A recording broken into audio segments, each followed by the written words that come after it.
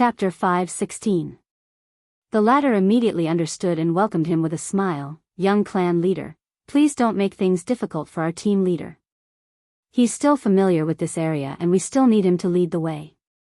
If he gets distracted and takes the wrong path into the deep mountains and forests, we'll all become food for the demonic beasts. Besides, our leader doesn't speak the common language. We're the only ones who can communicate with him. If you have anything to say, why don't you tell me? I'll pass it on to both sides later. The officer quickly pulled Ting away from Zhang Xiuzhu with a warm smile on his face. Never in his wildest dreams would Ting have imagined that this smiling fellow was actually one of the famous torturers of the Imperial Secret Service. Who knew how many skins he had personally peeled off, not to mention how proficient he was in other cruel methods of torture. But just this smile alone made Ting, whose heart was in turmoil, feel a deep sense of security. At this moment, the two of them were undoubtedly chatting happily, as if they were close friends who were talking and laughing as they walked further and further away. Zhang Xiuzhu looked at the backs of the two people as they disappeared into the distance. Then, he faintly sighed and said in his heart, "Why don't I just kill them? It's so annoying to always have a fly by my side." The group advanced for another 4 hours. They were less than half an hour away from the Frost Mirror Cavalry's encampment. However, Zhang Xiuzhu, who was at the front of the group, suddenly raised his right hand. In that instant, whether it was the cavalry or the supply troops, they all stopped in their tracks and carefully drew their weapons. The Frost Mirror Cavalry, who was already suspicious of these northern frontier people, was shocked. They also drew their weapons. But the targets of the two sides were completely different. The northern frontier people were guarding the dense forest in front of them, while the Frost Mirror Cavalry were guarding against these people from the northern frontier. After a few breaths, the Frost Mirror Cavalry realized that the people from the northern frontier people weren't targeting them. But even though they were embarrassed, they didn't put down their weapons. They were still on high alert, as if they were worried that the people from the northern frontier people were putting on a show. They were waiting for them to lower their guard before attacking. "General, may I ask what's going on?" Ting whispered to a few of his trusted generals. Then, he rode to the front of the formation to ask about the situation. "There are no beasts in the forest. Even a startled bird wouldn't fall. What do you think is going on?" Zhang Xiuzhu glanced at Ting and said something in code, which the genial officer passed on to Ting. According to the original plan, there would be an ambush on the way. But the location of the ambush surprised Zhang Xiuzhu. This place was only a few minutes away from the Shuangjin dynasty's military camp. As long as they passed through this dense forest, they would enter the open plains. Then, they would arrive at the place where the Frost Mirror Cavalry was gathered. If the commander of the Divine Forest Guard wasn't an idiot, he wouldn't have set up an ambush in such a place. After all, if the commotion caused by the battle had attracted the attention of the Frost Mirror Cavalry, these starving fellows would quickly realize that there were no armed forces from the northern region in this dense forest that blocked their path of retreat. It was just a little more troublesome to travel. After passing through this forest, they would be able to reach Eastwood City, and then return to the Frost Mirror Plains through the main road there. Letting the Frost Mirror Cavalry see a way out was a small matter. After all, most of the troops in the Northern Territory had gathered here, and the encampment wasn't too far away. If the Frost Mirror Cavalry gave up on their mobility and entered the forest, they would lose at least 40% of their men before they could make it to the other end of the forest. Furthermore, there was a group of troops from the Southern Army blocking their path. When the pursuers met up with the Southern Expedition, they would be able to surround the Frost Mirror Cavalry and take them down. The only thing they had to be careful about was that if the two groups of Frost Mirror Cavalry encountered each other, they could use their mobility advantage to surround the Frost Mirror Cavalry. It was hard to say whether the Frost Mirror Cavalry would be surrounded by the northern frontier or the Southern Expedition. Therefore, the ambush in front of them either had the confidence to take them down in an instant, or it was really an ambush. Moreover, it was an ambush that didn't know the current situation. Of course, the ambush wasn't the obedient rebel army of the aristocratic families punished by Li Zhongxing in the north. It was the real Shenlin Jun's reserve force. Although these guys ran out of Wei River City, they didn't take any supplies with them except for their armor and weapons. If it wasn't for the food stored in the underground tunnel, many of the hundreds of thousands of people would have starved to death. In any case, this show was most likely real. The camouflage troops had either been eliminated, or were waiting for their prey in a further place, or they had been set up by Li Zhongxing on their way back. It was just that this ambush was a little too amateurish. Not only did they clear the entire forest of wild beasts, they didn't even chase away the birds above them.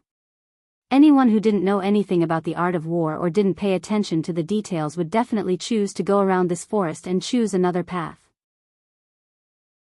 Were these guys really the elite Shenlin Jun's reserve force? Zhang Xiuzhu reached out and patted his forehead. His face was gloomy as he raised his right hand and gently pressed it forward twice. According to the organization of the northern region, a heavy wagon was equipped with 4 civilian laborers and 2 auxiliary soldiers whose fighting strength was not as good as the frontline troops.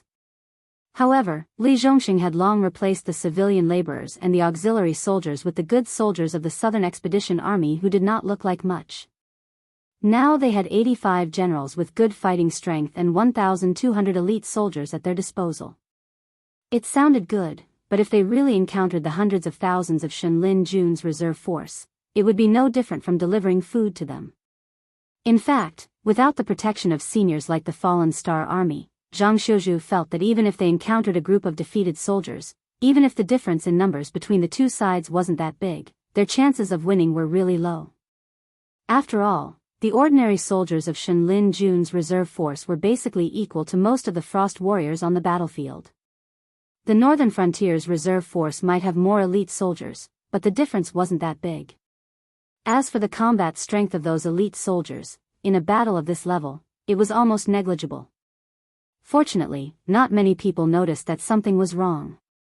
Following Zhang Xiuzhu's order, a group of 10 elite soldiers instantly broke away from the formation and entered the dense forest in front of them with swords and shields in their hands. Soon, they were blocked by the dense weeds and tree trunks. Zhang Xiuzhu turned his horse slightly, closed his eyes slightly, and began to count silently, 1, 2, 3.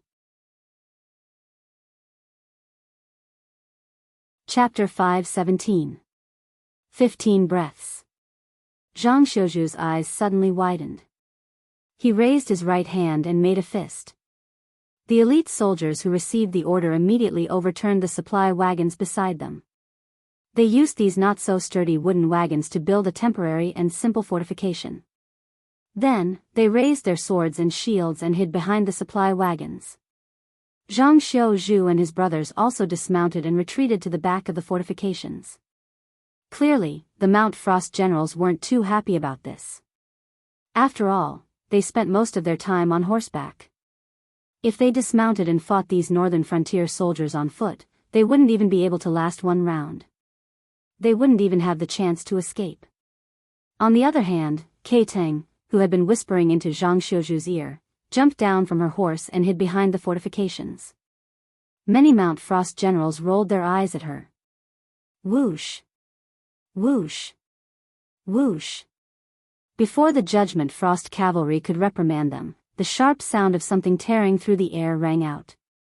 Before the 34 Frost Mirror Riders could react, 11 of them were shot down by the volley of arrows. The rest of them also had a few arrows stuck in their bodies. Although the arrows weren't fatal for a short period of time, they still affected their mobility. This volley of arrows had basically crippled half of the Frost Mirror Riders' combat strength. As for Zhang Xiuzhu and his party, who had long anticipated this, they were practically unscathed. Most of the arrows were nailed to the supply wagons, while a small number of arrows were blocked by the shields. Of course, there were a few unlucky fellows who were still hit by the arrows. Those who were slightly luckier were shot in the arms and calves, which affected their combat strength but wasn't fatal. Those who were unlucky had their heads cleanly shot by an arrow. This time, Zhang Xiuzhu and the others didn't need to waste any more words. The remaining Frost Mirror cavalry immediately dismounted from their horses, which they viewed as their lover, and scrambled into the fortifications of the supply wagons. They began to wail like ghosts and howl like wolves. The Mirrorfrost dynasty only had 2 battle styles. The first was to use cavalry and archers to harass the enemy while slowly trailing behind them. The second was to directly charge forward with the army. They didn't care about losses and only wanted to engage in close combat with the enemy. Of course, aside from the boorish ones, the Mirror Frost generals who could make the latter battle strategy were basically all confident that they would win. Who are these guys? Kei Teng was trembling all over. His teeth chattered as he spoke.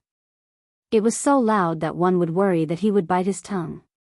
Zhang Xiuju's lips curled up. A bitter smile appeared on his face. He ordered in code, "Repair the fortification. Move the extra supply wagons to the front. We will wait for 1 or 2 more rounds of attack to see how strong the enemy is." To put it bluntly, there was no first place in literature and no second place in martial arts. Everyone knew that during the time of the Wangjian dynasty, Lei Qiusheng, Yan Xingqi, and their personal guards were all elites in the world and were equally matched. In Lei Qiusheng's dynasty, after a few decades of development, the Divine Forest Army had become the #1 army in the Shenwu dynasty with the title of the world's #1 step, becoming a legend among legends. However, everyone in the northern frontier felt that Lei Qiusheng's era was about to end. A new era that belonged to Lin Yuan was about to begin. Shen Lin Jun, the world's #1 heavy infantry, should have retired from the stage.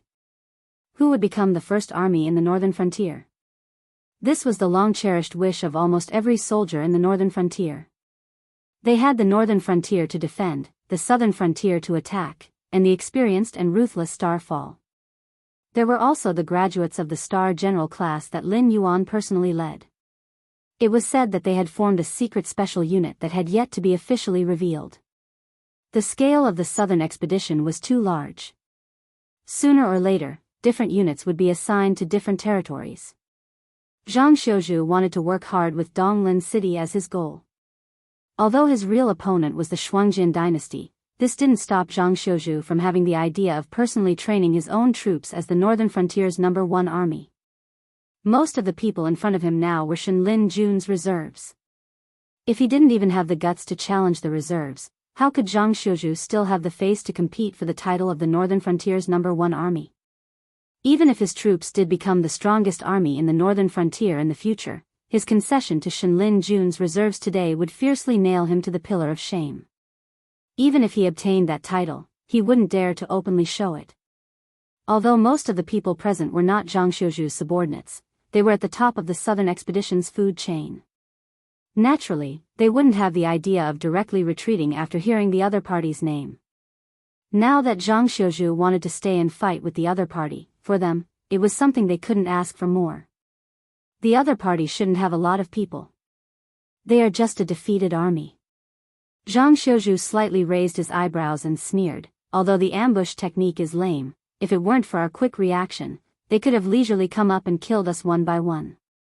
This level of attack isn't something that can be done by just anyone, so their identity is correct. The only thing that is wrong is the number of people." "You mean?" Officer Gung quickly took over the conversation, squinted his eyes and said, "The other party deliberately covered up their marching tracks and scattered in the territory of the northern frontier. They just want us to focus on their original marching route. But in fact, the people who are still marching along their original marching route are almost all abandoned pawns?" Zhang Xiuju nodded slightly and continued, "Also, if they have enough people, they should have come up to fight us at close range after seeing that we have finished building the fortifications and exposed their existence with the rain of arrows. But they haven't done anything yet. I think they are either the allies of the 500,000 Frost Mirror cavalry, or they don't have enough people and don't have the confidence to fight us at close range." The rain of arrows just now came suddenly and uniformly. Zhang Xiuju only heard the loud sound of bowstrings being released. Obviously, these people had drawn their bows, pulled their strings, and released their bows at almost the same time, so the countless sounds converged into one loud sound. This was not something that an ordinary army could do. But Zhang Xiuju's command was good, and his subordinates reacted quickly. Even building the fortifications with local materials was only a matter of seconds. This was not something that an ordinary army could do. So even if the other party was Shen Lin Jun's reserve force, they had no choice but to take Zhang Xiuju's army seriously. Chapter 5:18. Both sides have about the same number of people. We still don't know who will kill who. Gung Su was obviously not someone who was afraid of trouble. He immediately sneered, "How about we organize a counterattack? If they don't want to come out of the forest, we will rush in and play with them." Gung Su was a member of the Genie Guards. He was Yu Dingchen, the one who received the order from Li Zhong. After delivering Li Zhong's handwritten document to Li Zhongsheng, Yu Dingchen didn't immediately return to the safe Shunning City. Instead, he chose to stay at the front line to help the southern expedition. Although the ones sent to occupy the source of Wei River were a few subdivisions of the southern expedition, it didn't mean that the main force didn't lack manpower. Based on the current tragic degree of one army against a country, Li Zhongsheng's troops had to be at least 3 times more than before to have the capital to be strong. Zhang Xiuju gently shook his head and sighed. No matter what, the other side is the world's elite Shenlin Jun. Even if they are in the reserve force, they are not much weaker than us. If we rush in and fight with them, it won't be called a war. Speaking of this, Zhang Xiujuan paused and smiled bitterly. It's called delivering food. Yu Dingchen, who was originally calmed down by Zhang Xiuju, suddenly changed his expression. Even the hot blood in his chest cooled down a lot. Whether he admitted it or not, Zhang Xiuju's judgment was correct. After all, since ancient times, soldiers fought soldiers, generals fought generals. No one would give up the identity of a purple-level general to kill a small group of soldiers. In this case, the elite soldiers of the northern frontier were obviously not inferior to anyone. But only Shenlin Jun was outside of common sense. This army that was firmly controlled by Lei Qiusheng recruited new soldiers every year. They were not selecting soldiers at all. Instead, they were selecting people who had the qualifications to become generals and bringing them back to Wei River City for training. Therefore, it was not an exaggeration to say that Shenlin Jun's reserve force was all generals. Not to mention their army, looking at the entire northern frontier, except for the 5,000-star fallen army, there was probably only the secret army formed by the star class that could win against Shenlin Jun's reserve force. After all, Shenlin Jun was selecting generals, but the star class selection of recruits was almost like selecting monsters. Zhang Xiuju, a scholarly general, could be regarded as a confidant and successor by Li Zhongsheng after meeting Li Zhongsheng face to face. Naturally, he had the ability. And he was only qualified to be invited to the star class for an interview. If he rejected it, then so be it. It was as if Lin Yuan had never cared about him. Although Li Zhongsheng had the title of Southern Expedition General, in fact, he had only been brought out of Shenlin Jun's reserve force for a little more than a year. However, this did not mean that Li Zhongsheng was a newcomer to the battlefield. On the contrary, with Luo Su's teaching and the process of fighting against various aristocratic families in the north, Li Zhongsheng's growth speed could be said to be leaps and bounds. He quickly implemented the knowledge that he had learned in Wei River City. The current Li Zhongsheng could not be said to be a famous general who could move unhindered in the world, but his level was not inferior to veteran generals who had fought hundreds of battles on the battlefield. Just based on this point, one could tell what kind of monsters were in the star class, not to mention those talented generals that Lin Yuan had focused on recruiting. Any one of them, after training for a period of time and turning their theoretical knowledge into experience, could be in existence that could lead a large army by themselves. We can't beat them, but that doesn't mean that I can't deal with them. My soldiers. Zhang Xiuju leaned against the fortifications and roared in a low voice. The elite soldiers around instantly cast their gazes over. Zhang Xiuju smiled and nodded, saying, "What you faced just now was not the aristocratic family's rebel army, not the roaming bandits of the forest, but the divine martial heavy steps, Shenlin Jun." Speaking up to this point, Zhang Xiuju paused, and said with a bit of ridicule, "Of course, it's the reserve force. As the saying goes, a person's name is like a tree's shadow." Shenlin Jun's name was well known throughout the world. Even the people of the northern frontier had heard of this invincible army that gathered the leaders of the Shenwu dynasty. If they were told that the ambush was Shenlin Jun, even if these elite soldiers had a strong sense of bravery in their hearts, they would not do something that would send them to their deaths. However, Zhang Xiuzhu pointed out that the other party was a reserve force, and even used a ridiculing tone to speak, which immediately drove away the nervousness in the hearts of many people. After the surrounding atmosphere calmed down a little, Zhang Xiuzhu continued, "Of course, Shenlin Jun has been an army for decades, and the requirements for recruiting soldiers are basically the king of soldiers or the talented orphans of the battlefield. However, my southern expedition has been an official army for less than half a year. Asking you to go and risk your lives is a bit too much." The corner of Yu Dingxin's mouth twitched crazily. Listening to the continuous roaring laughter, he felt that his whole body was not good. Is there anyone who can boost morale like this? Just come up and tell your own soldiers that you can't beat them at all. Then why are you still here? Isn't it better to escape early? But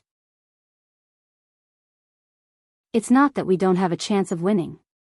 Zhang Xiuzhu's tone suddenly changed, and with a touch of the aura of a powerful army, he said in a deep voice, "We can't beat them, but you did a good job before." At this moment, Shenlin Jun probably thinks that our group is one of the best in the northern frontier, and that we might be on par with them. Therefore, after they took advantage of us with the rain of arrows, they don't dare to come out and fight with us. Team leader, what do you mean by win? A burly man slowly stood up and asked doubtfully, "We can't beat them in a fight. Why don't we take advantage of the fact that they are suspicious of us to retreat and stay here to wait for them to react?" Obviously, this man was a typical person who was frightened by Shenlin Jun's name. As soon as he heard that they were no match for Shenlin Jun, he immediately wanted to retreat. If it weren't for the fact that military orders were absolute, this man would have already started to run away. Therefore, when Zhang Xiuzhu tried to boost morale, he took the initiative to stand up and try to persuade Zhang Xiuzhu to withdraw the troops. Use your stupid brain and think about it. Shenlin Jun is hiding in the dense forest. They can see us, but we can't see them. Why didn't they take advantage of the long-range attack after they took advantage of us? Instead, why did they stay silent?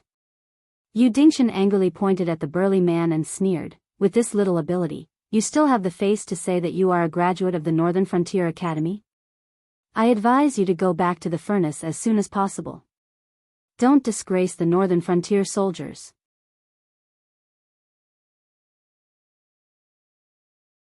Chapter 519. Zhang Xiuzhu slowly raised his right hand and pressed down Yu Dingxin's hand. He smiled and said, "Brother, that's a good question. If I want to win this war, I have to tell you what our chance of victory is. I also have to tell you why I'm so sure that we can win when I'm sure you're no match for them in a hand-to-hand combat." This time, even the burly man and Yu Dingxin looked at him with curiosity written all over their faces. First of all, although they are indeed elites who are stronger than us, they are still defeated soldiers in essence. If you've been praised as number one in the world for so many years and then suddenly got pulled down from your pedestal, your first reaction would be to fight with your life on the line. But if you can't beat them, you would feel sorry for yourself and feel that you don't deserve the title of number one in the world. If you meet someone who's not weak, you might not be able to win. Right now, the Divine Forest Army's reserve forces were in such a state of mind. Simply put, their confidence had already been shattered. Otherwise, they wouldn't even have this round of arrow rain.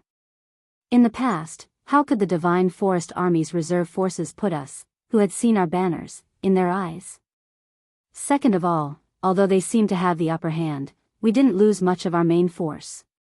On the contrary, not long after they were defeated in Wei River City, their connection with the Central Plains was cut off by us. No matter how elite they are, as long as they can't cross the Wei River, they are like rootless duckweeds. Their arrows and rations are getting less and less because there are no lone troops on this plain. They are either hordes of demon beasts or demi-human troops, a large number of auxiliary troops from my southern expedition, or the fallen star army that broke their mentality. Therefore, they can't get any supplies at all. Of course, you may ask me why they don't bully the Shuangjin barbarian. In fact, the answer is very simple. Because the Shuangjin barbarian are now poorer and more miserable than them. At least there are some supplies stored in the Wei River City tunnels for them to maintain. But what can the Shuangjin barbarian eat after their rations and horses? They were so hungry that they wanted to eat people. Thirdly, based on the above situation, Shenlin Jun's reserve force is currently using the tactic of breaking up the entire force and trying to infiltrate all parts of the northern frontier territory. They are waiting for the Shenwu dynasty to use them in the future. However, the northern frontier territory is currently being cleaned up and all the resources have been moved to the hinterland of the northern frontier. The northern frontier prince's mansion is in charge of the distribution of the resources, and the Northern Territory Chamber of Commerce is personally escorting them. Therefore, it is a complete joke for them to try to infiltrate the place. Not to mention all kinds of supplies, they might not even be able to find people.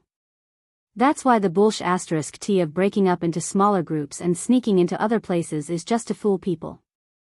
They split up into various small groups simply because their main group can't support so many people. They can only be separated and left to fend for themselves. That's why we've only encountered some abandoned remnants. That's why they don't dare to show themselves even now. Zhang Xiuzhu stretched out his hand and pointed at the dense forest in front of them. He grinned and said, "What you're facing now isn't the world's number one. It's just a group of defeated and abandoned dregs. Can anyone tell me how we're going to lose against such dregs?" Pa. Pa. Pa. Zhang Xiuzhu stretched out his hand and slapped his face as he spoke. He said coldly, "We can't lose this battle, and we can't lose. Anyway, Zhang Xiuzhu, can't afford to lose face like this. I think everyone here can't afford to lose face like this either. Fight to the death. Fight to the death." Zhang Xiuzhu's method of mobilizing the troops' morale wasn't brilliant, but it was very clever. Firstly, he directly stated that with their strength, they would definitely be annihilated if they engaged in hand-to-hand combat. This made certain people who were eager to gain merit and disregarded the consequences would have no choice but to obediently stay behind the fortifications and listen to Zhang Xiuzhu's arrangements. Secondly, Zhang Xiuzhu fully analyzed the situation of the troops opposite them. In an atmosphere of near despair, he forcibly described the reserves of the world's number one army as smelly trash. This allowed them to see the dawn of victory in their despair. Thirdly, Zhang Xiuzhu bluntly called the other party dregs. If he lost this battle, wouldn't it mean that their team was even worse than dregs? No one was willing to lose face. Even Zhang Xiuzhu, who had lost both his parents and begged from door to door every day when he was young. Zhang Xiuzhu, who relied on hundreds of families to survive, couldn't afford to lose face like this. Not only would these people, who had relatives and friends, die in society, but even their relatives and friends would also be unable to raise their heads. Pa. Pa. Hearing the shouts around him, Zhang Xiuzhu gently clapped his hands to signal for everyone to be quiet. He smiled and said, "All right, although these dregs have become the first step to our fame, if we want to win this battle, we still have to follow my arrangements. Now, let's bury the pot and cook." Huh. The corner of Yudingchen's mouth twitched violently again. What the F***ck is he playing at? First, he stirred up the morale of the troops with a set of twists and turns. This bastard actually didn't take advantage of this time to do anything meaningful. Instead, he wanted the troops to bury the pot and cook, as if everyone had been hungry all this time. I know, you guys don't know why I want you to bury the pot and cook. Actually, I don't want to explain it. Zhang Xiuzhu watched the troops begin to prepare, then he smiled and said, "But just in case, I advise you guys to use this time to adjust the crossbows and familiarize yourself with the swords. Otherwise, when those guys rush out later, you guys won't even be able to withstand the first round. Those Shenlin Jun reserve soldiers inside don't know when the last time they had a proper meal is. If we cook here, once the aroma spreads out, it would be strange if they obediently watch." Awesome team. After a short moment of silence, a young soldier suddenly yelled out. Even if they were on the plains, they might not be able to beat him, let alone in the dense forest with complicated terrain. These Shenlin Jun reserve soldiers had been on guard for the past 2 days. Zhang Xiuzhu really didn't have the confidence to take down this tough bone. After all, they were a group of elite soldiers. If they only relied on the geographical advantage of the dense forest to defend themselves, even if Li Zhongxing and his personal guards came over, there was no way they could win this battle. However, these Shenlin Jun reserve soldiers didn't attack them because they hated the people from the northern frontier. From the very beginning, their goal was to escort this batch of supplies.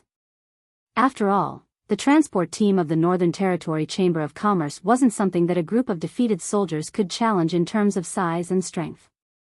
Therefore, the Frost Mirror Cavalry wasn't the only ones who couldn't get supplies.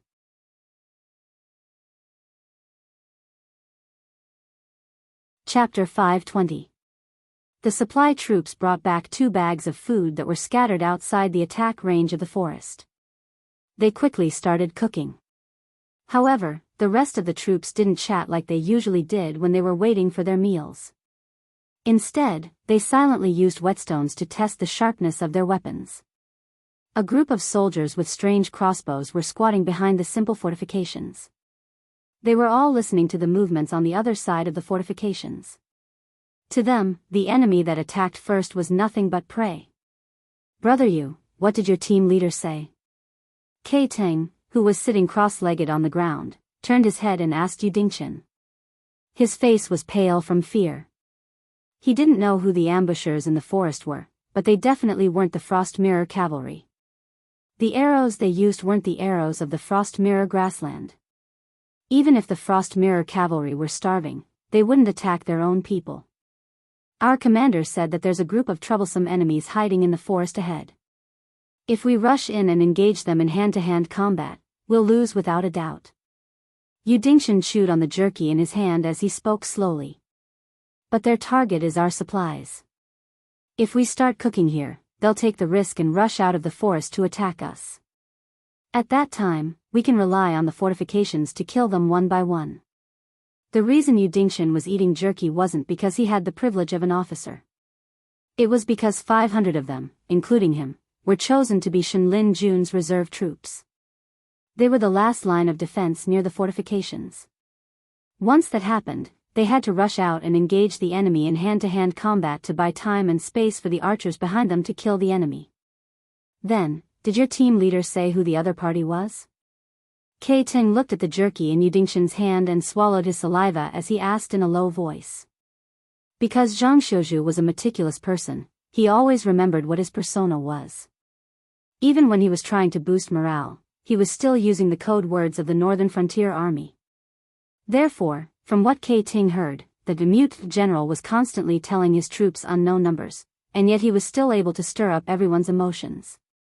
That was why Kei Teng asked this question out of curiosity. It wasn't that he hadn't thought that the enemy in the forest was the army of the northern region, but Zhang Xiuzhu and his men had reacted too quickly. The sentries who had gone into the forest to scout the situation hadn't even come out in a dozen breaths. They had immediately overturned the supply wagons and withstood the first salvo. Kei Teng did not believe that this was Zhang Xiuzhu's prediction. After all, if such an outstanding general was placed in the Shuangjin dynasty, he would at least be a major commander who commanded tens of thousands of cavalry. He would not be a direct subordinate of only 5 people. All of this seemed like a script that the northern frontier had prepared in advance. But after giving it some thought, Kei Teng felt that this wasn't the case. If the Northern Territory wanted to send people to disguise themselves as other troops to ambush and kill, they would first have to let these people see the other party's armor or identification. Then, while they were charging in, they would also make sure to leave behind some of the more important people among them as witnesses to report back to the Empire. This would infuriate the Reflection Frost dynasty. However, the enemy had no intention of showing up until now. Moreover, the previous attacks had no intention of leaving anyone alive. The only reason they were able to survive the first round of attacks was because of their cultivation and riding skills. After dodging the scythe of the Grim Reaper, they were able to roll and crawl behind the temporary fortifications. Pfft, Yu Dingchen sneered and narrowed his eyes. The Shuangjin dynasty might not have many spies, but that doesn't mean they don't know anything about the Frost Mirror Plains, right? Young clan leader, how many troops do you think there are in the north that can be considered troublesome to deal with? Aside from the Shuangjin dynasty's Blood Liao Knights, the only force that could influence the north was Shenlin Jun. Thinking of this, Keting's lips trembled. He whispered, "Are you guys crazy? How dare we challenge Shenlin Jun with just the few of us? No wonder your team leader said that if we fought hand to hand, you would lose without a doubt." At this point, Keting's expression changed slightly and he continued, "Also, if it really is the Divine Forest Army, your crossbow bolts may not be able to penetrate their armor. Fighting a positional battle is only delaying them a little. If this continues, we will all die." Yu Dingchen shook his head and smiled. "What Shenlin Jun? They are just a bunch of defeated soldiers who have abandoned their armor. Not to mention that their armor might not be useful, even if it could block our arrows, they wouldn't have the guts to wear it. After all, the Divine Forest Army's reserve force had already been crushed by Gao Jie. The group of soldiers who had escaped were already in a state of panic. When the army couldn't afford to feed so many people, not only would they be chased out of the group, even the armor or training uniform that could prove their identity would be taken away. If the defeated soldiers were to flee in the north, they would encounter the Northern Frontier Army sooner or later. If a few powerful characters appeared, it would be easy for them to calculate the movement path of the defeated soldiers based on where they appeared. Then, they would be able to annihilate them. As a precaution, when the defeated soldiers were kicked out of the group, everything that could prove their identity would be taken away. When a tiger lost its claws and teeth, and an elephant lost its skin, these so-called fierce beasts, what was there to be afraid of? At this point, Yu Dingchen raised the jerky in his hand and said with a smile, "There's also this food. After eating it, you'll have to rush out and engage in close combat with the enemy when they're close enough to buy time for the archers behind. I see that you have been staring at it, do you want to eat?" Keijua's expression changed slightly. While he grew up in a harsh environment like the Frost Mirror grassland and was at the pinnacle of the airborne realm, as the young chief of the Green Fish tribe, how much danger could he have encountered? Many years of living like a prince had long since wiped away the courage in Keijua's body, and what little courage he had left was not enough to support his courage to charge out and engage in close combat with the enemy after knowing the identity of the enemy. Therefore, after a moment of hesitation, Keijua shook his head very calmly. It was obvious that he had overcome his appetite. They were all elite soldiers, so they carried out orders very quickly. It didn't take long for the aroma of the stewed rice to spread. Not only did it spread to the jungle, but even the simple fortifications had many people drooling. However, everyone knew that the cooking was just to lure the enemy out. At the very least, they had to wait until the upcoming battle was over before they could enjoy the meal.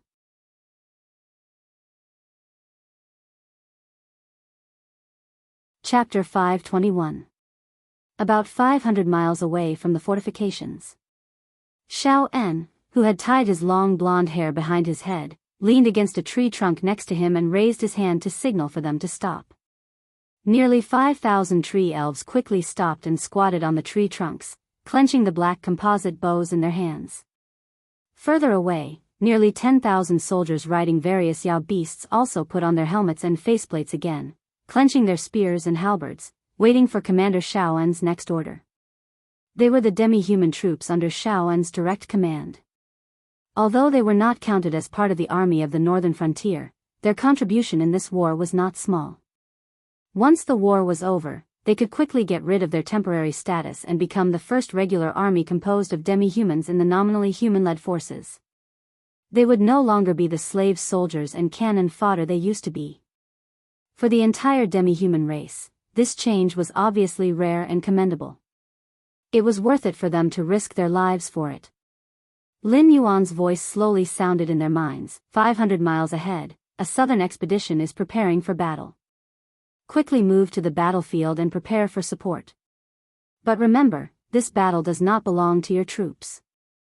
Unless your allies are about to be wiped out, you and your subordinates are not allowed to intervene. Yes. Xiao En cupped his hands toward the void in front of him, a touch of excitement appearing on his cold face. Their original mission was to wander between the Frost Mirror Cavalry's encampment and Eastwood City. They were supposed to kill the reservists of the Divine Forest Army and the exiles of the Frost Mirror Cavalry to ensure that these people would not affect Eastwood City's Great Wall plan. But this time, Lin Yuan personally gave the order, which meant that they could end this boring and tedious work. They could soon enter the battlefield and prove to the human soldiers that their demi-human army was also powerful. Everyone, stay hidden and follow me. Remember, don't attack without my order. Shaoan waved his hand and gave a few instructions to the subordinates around him. Soon, a herald flew out with a flag signal. This war machine composed of more than 10,000 demi-humans was once again in operation. In Shunning City.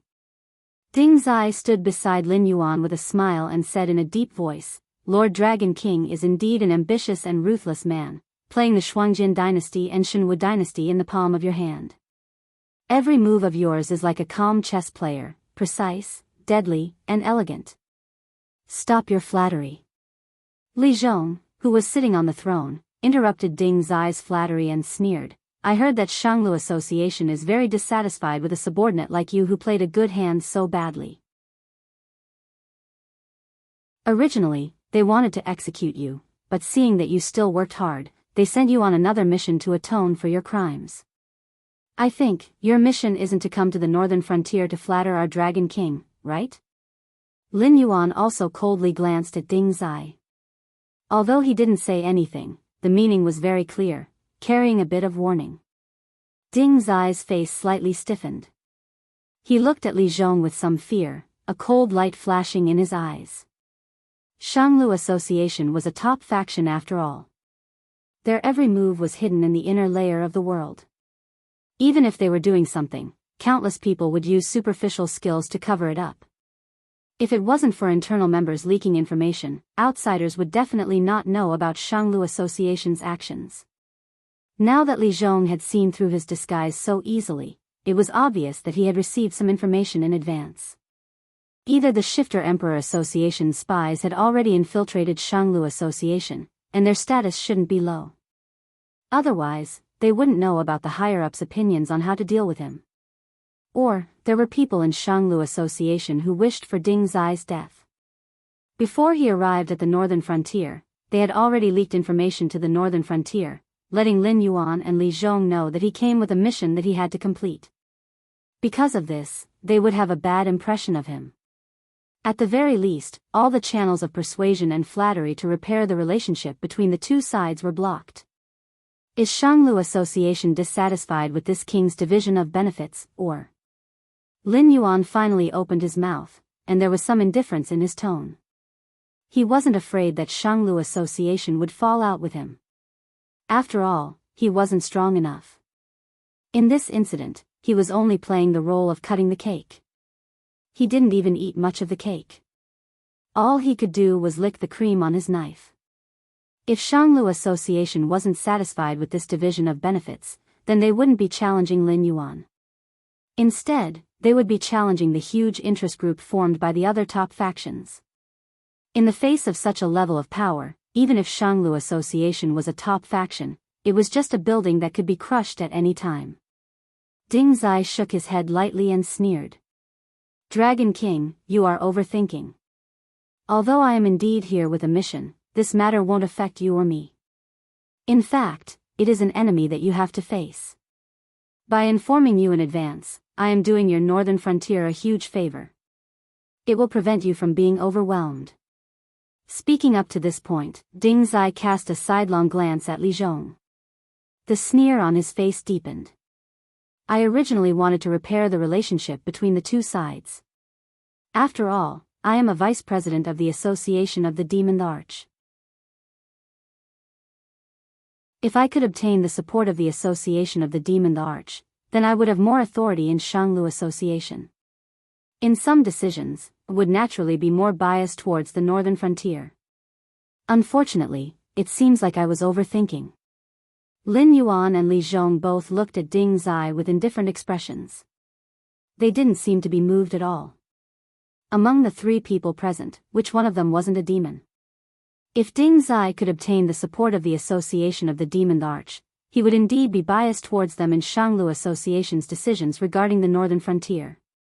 However, that was only because with a powerful association of the Demon Arch, Ding Zai's power would be greater. Both sides were in a relationship of mutual benefit and prosperity. It wasn't like Ding Zai's tone sounded like he was only looking out for the northern frontier. Ahem, then I will be direct. This time, I came to the northern frontier to inform you of the news. It is Lei Qiusheng's trump card. Because you, Lin Yuan, had previously led the evil sect members to the south, Lei Qiusheng had found a very suitable target to push the blame to. As such, we can no longer intervene. This matter can also be said to be you lifting a rock and smashing it on your own feet. Therefore, before the northern frontier is destroyed and things become completely out of control, we will not directly intervene. Ding Zai cleared his throat. Clearly, he didn't expect that Lin Yuan and Li Zhong didn't have any intention of giving him a way out. With resentment in his heart, Ding Zai didn't even use honorifics. Looking at Lin Yuan and Li Zhong, there was even a hint of pity in his eyes. Don't talk nonsense. Li Zhong's face darkened as he growled in a low voice.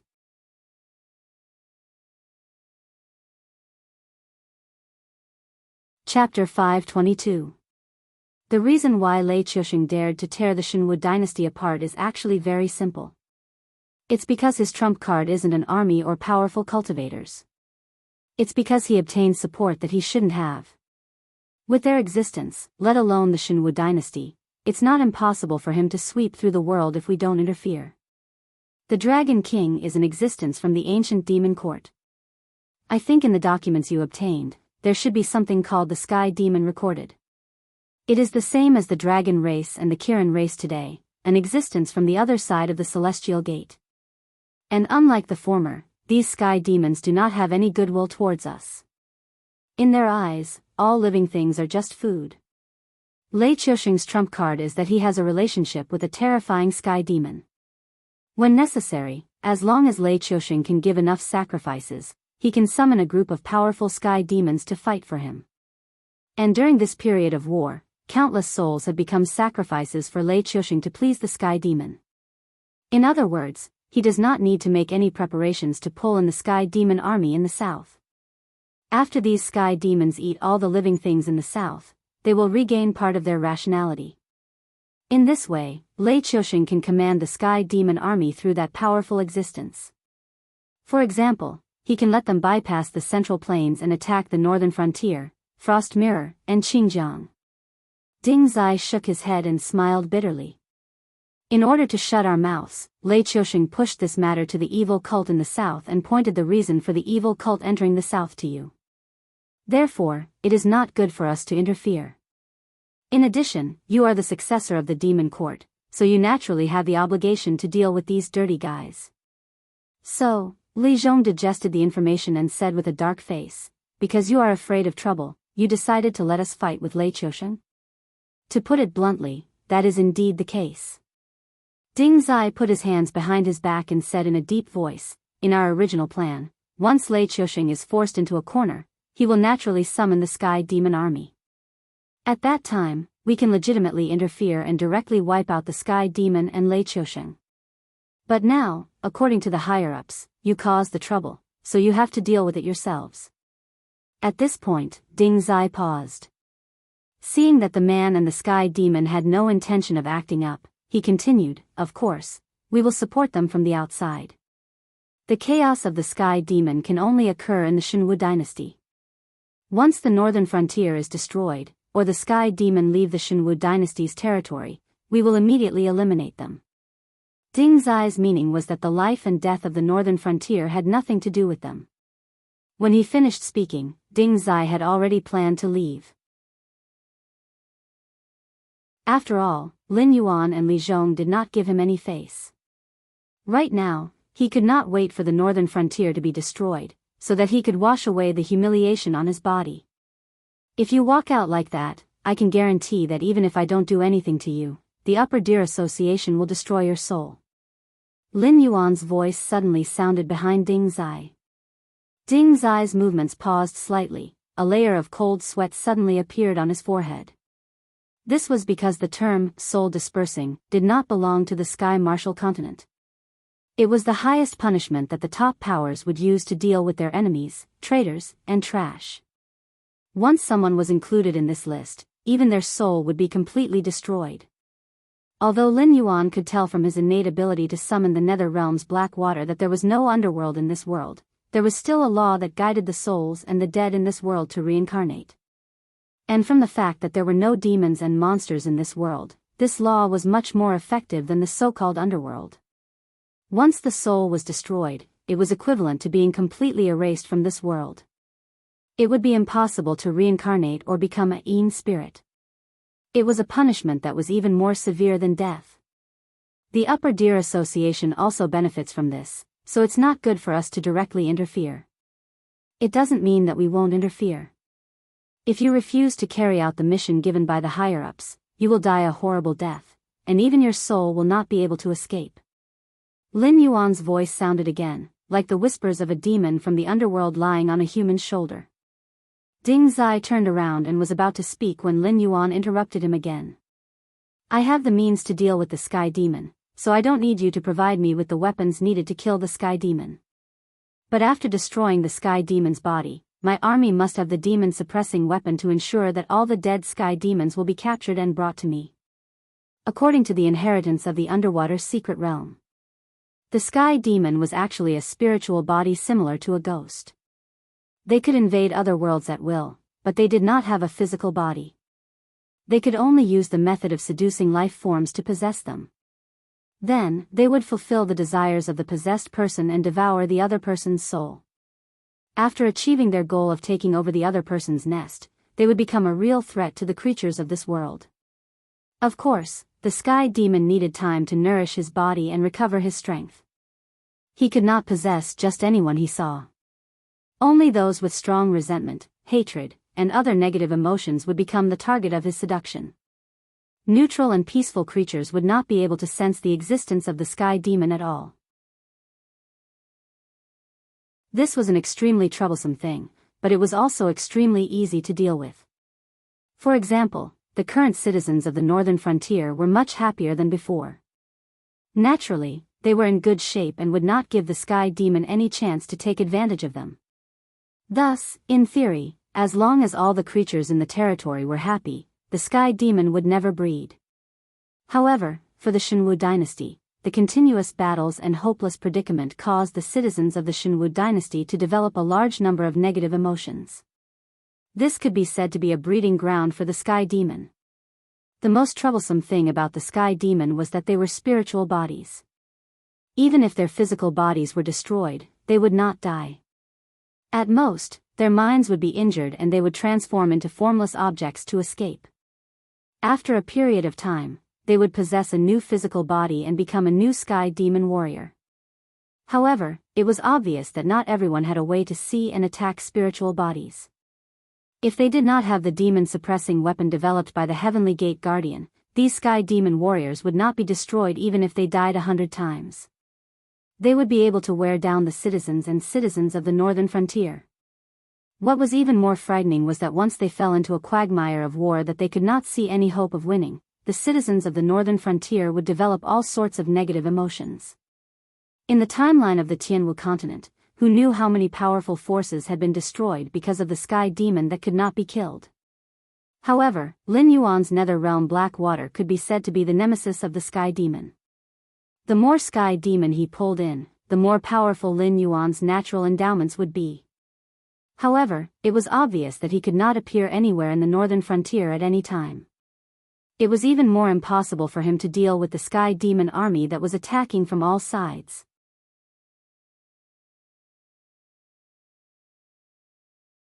Chapter 523. This condition is acceptable, but the Deer Association's ability is limited. We can't equip all your troops with a demon-suppressing artifact. Even if we join forces with the other top factions, we can only equip every 5,000 troops with a demon-suppressing artifact. Ding Zai spread out his hands and frowned. Lei Qiusheng summoning the Sky Demon army is just a small matter to the entire Sky Martial continent. The enemy we have to face is even more ferocious, and even if we have extra demon-suppressing artifacts, we can use them to replace the damaged ones at any time. Yes. Lin Yuan nodded slightly. An enemy that could pin down all the top experts of the Sky Martial continent was indeed terrifying. Even the current Lin Yuan felt a headache when facing the Sky Demon army, but these top forces had to face opponents that were even more ferocious and powerful than the Sky Demon. At the same time, they had to deploy a portion of their people to monitor the entire Sky Marshal continent at all times to prevent the enemy from stabbing them in the back. Including the demon-suppressing artifacts in the inherited memories, as well as the information about the world on the other side of the Heaven Gate, they were not created out of thin air. Countless creatures had paid the price of blood to accumulate this information bit by bit. It was also because of this unyielding spirit and sacrifice that the Sky Marshal continent was able to maintain its current prosperous and peaceful appearance. The history of the creatures on the other side of the Heaven Gate tens of thousands of years ago had already been sealed in the long river of history by all the top forces. Unless one reached a certain realm or had an ancient inheritance, they would not be able to obtain any information. However, Ding Zai's gaze paused on Lin Yuan for a moment, and his tone became respectful again. You said that you have a way to deal with the Sky Demon. Do you mean to seal them, or... The Sky Demon was a large race of creatures on the other side of the Heaven Gate. Their fighting strength was not considered strong, and because they had an almost unlimited lifespan, the Sky Demon's cultivation speed was also abnormally slow. Other than under certain circumstances, if a Sky Demon wanted to directly affect the material world, they still needed a physical body. The stronger the Sky Demon, the higher the aptitude of the physical body, and the longer the time needed to recover their strength. However, the Sky Demon had no qualms about invading the Sky Marshal continent because the cultivators of the Sky Marshal continent did not have the ability to kill them. Even if they managed to find a devil-suppressing artifact that could seal the Sky Demon's spiritual body, the cultivators of the Marshal Heaven continent could only bury the devil-suppressing artifact in some forbidden areas and then set up all kinds of traps and formations to ensure that no living beings would approach. Releasing the Sky Demon was just a way to imprison him. These sealed Sky Demons were still a huge threat because the Sky Demons could sense each other. Once a Sky Demon broke through the defenses set up by the cultivators, it would be very easy for the sealed Sky Demon to be released. Such cases were not rare. You can say that I killed him. Lin Yuan's different-colored eyes curved slightly, like a pair of crescent moons. He said calmly, they will exist in another form, but they will not casually threaten the living beings of the Sky Marshal continent. Furthermore, the other Sky Demon will not be able to find them. Even if they find them, they will be treated as enemies. Was there a better method to deal with the Sky Demon than the sticks? As long as they dared to face Lin Yuan head-on, however many Sky Demons there were, they would be able to devour as many Sky Demons as there were. Lin Yuan's nether realm's black water would become longer and wider because of this. The Sky Demon that was pulled into the nether realm's black water would not die, but they would become Lin Yuan's most loyal warriors. Even if they encountered their own kind, they would be pulled into the nether realm's black water to accompany them. Then, let's wait and see. Ding Zai bowed slightly to Lin Yuan and said in a deep voice, we have sealed many Sky Demon all these years, but we have never been able to completely kill them. In recent years, due to the deaths of some powerful beings and the extinction of their forces, some ancient forbidden areas have already lost control.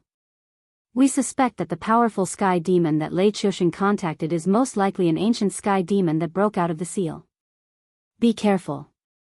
As soon as he finished speaking, Ding Zai left King Shunning's residence and quickly headed south. Li Zhong walked behind Lin Yuan and asked with a frown, Dragon King, do you think this person's words can be trusted? Li Zhong was born in a poor family, and there were no outstanding cultivators among his ancestors. In addition, all the top forces had joined hands to create an information blockade. If he was not loyal to Lin Yuan, he would never have come into contact with these things. If he came into contact with them, it would mean that the Sky Marshal continent was finished.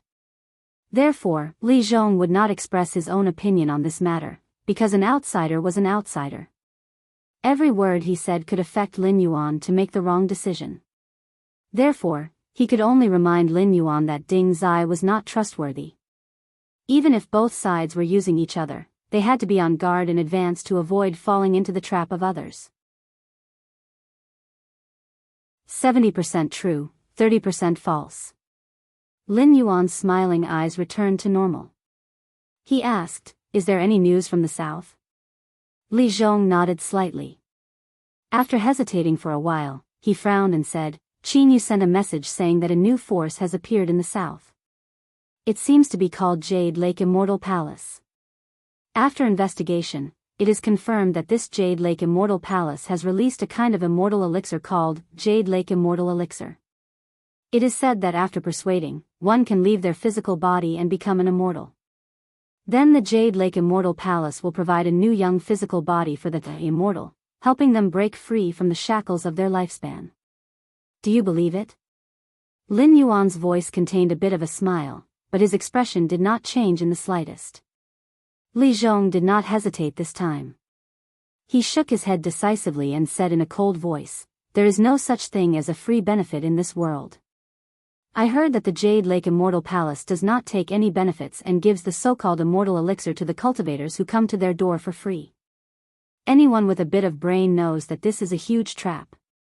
Being able to let cultivators break free from their physical body that was about to decay due to the end of their lifespan and change into a new physical body to move about in the world was something that all cultivators dreamed of. After all, even the Imperial Sky Realm to the Heaven Star Realm could be said to be one step at a time. There were many cultivators who were stuck at a bottleneck and died. Even Beast Lord Kirin, who was said to be at the peak of the mortal world, was like this, not to mention other people with mediocre talent.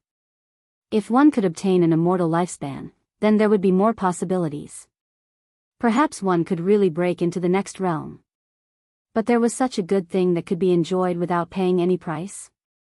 Only those who were about to die and were unwilling to die and those brainless idiots would believe it.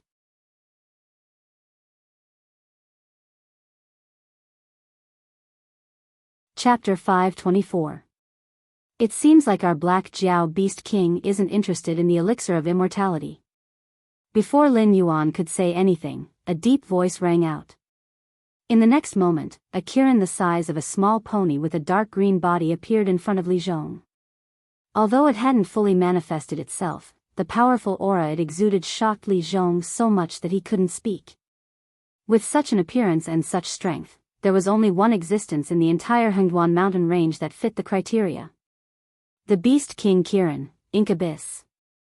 Lin Yuan was silent for a moment before he neutralized Kirin's aura. He chuckled and said, "Senior, you have inherited the memories from your bloodline. Naturally, you know better than me what the elixir of immortality is. Why are you teasing a junior like me?" Yao beasts were a race that paid attention to bloodlines. This was because their bloodline didn't only contain power, but also the memories engraved by their ancestors.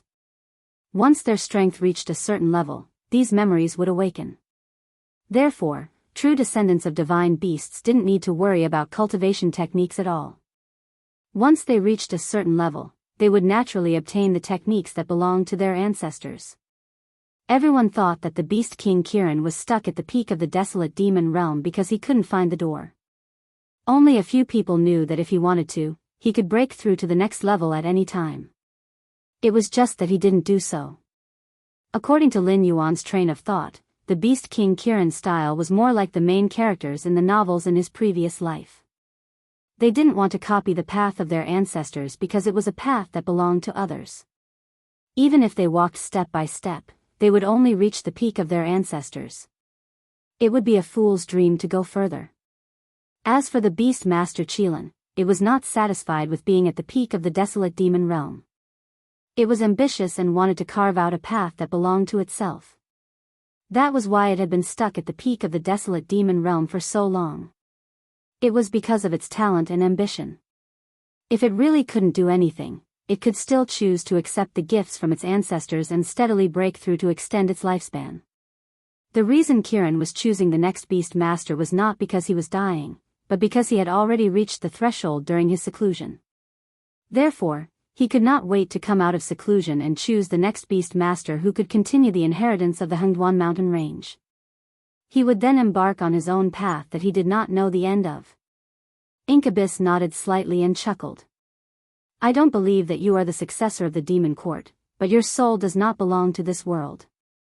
You have the aura of the origin world, but it is not pure.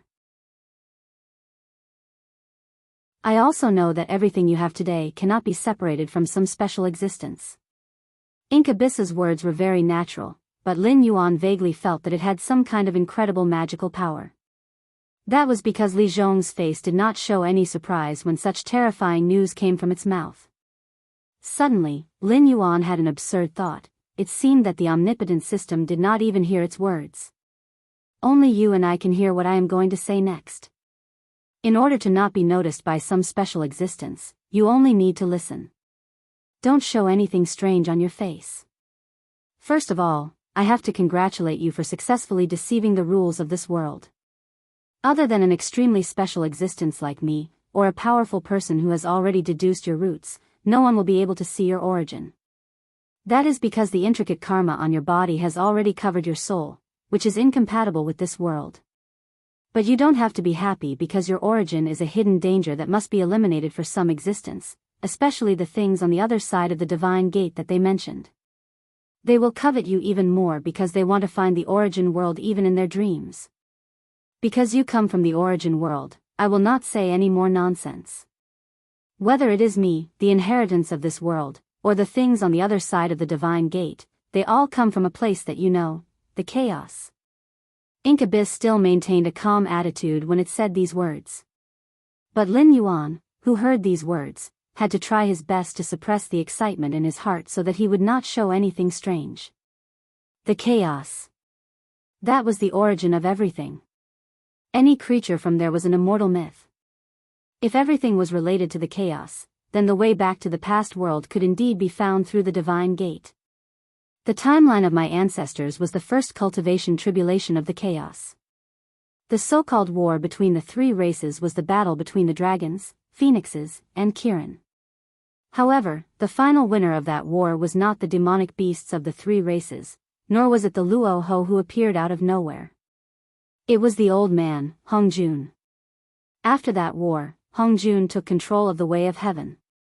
Nominally, he rewarded and punished all the existences who participated in that cultivation tribulation, but his purpose was just to steal the Way of Heaven. After Hong Jun obtained the great merits and was canonized as a sage, the chaos became his sole authority. The so-called 6 sages had to respectfully address Hong Jun as their teacher.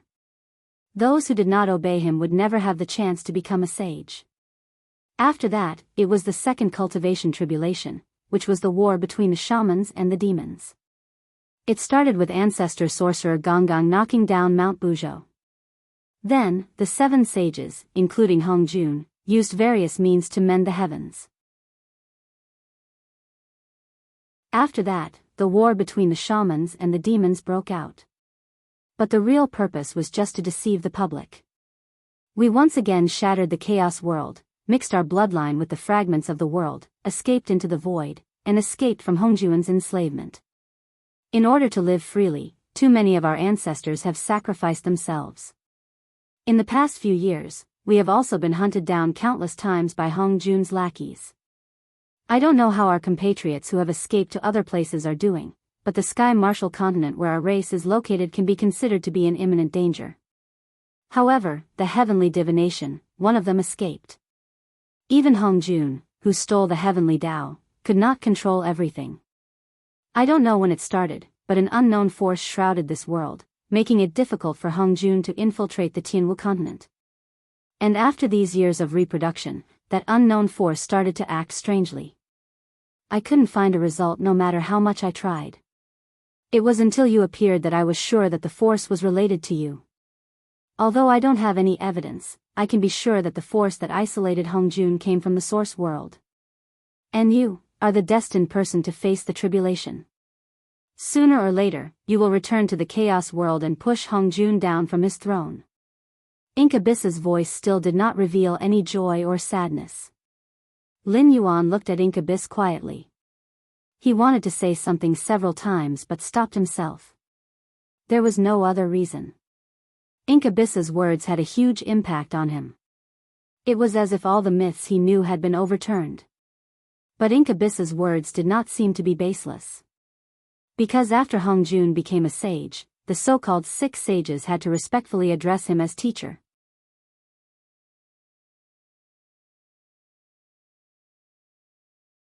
Chapter 525.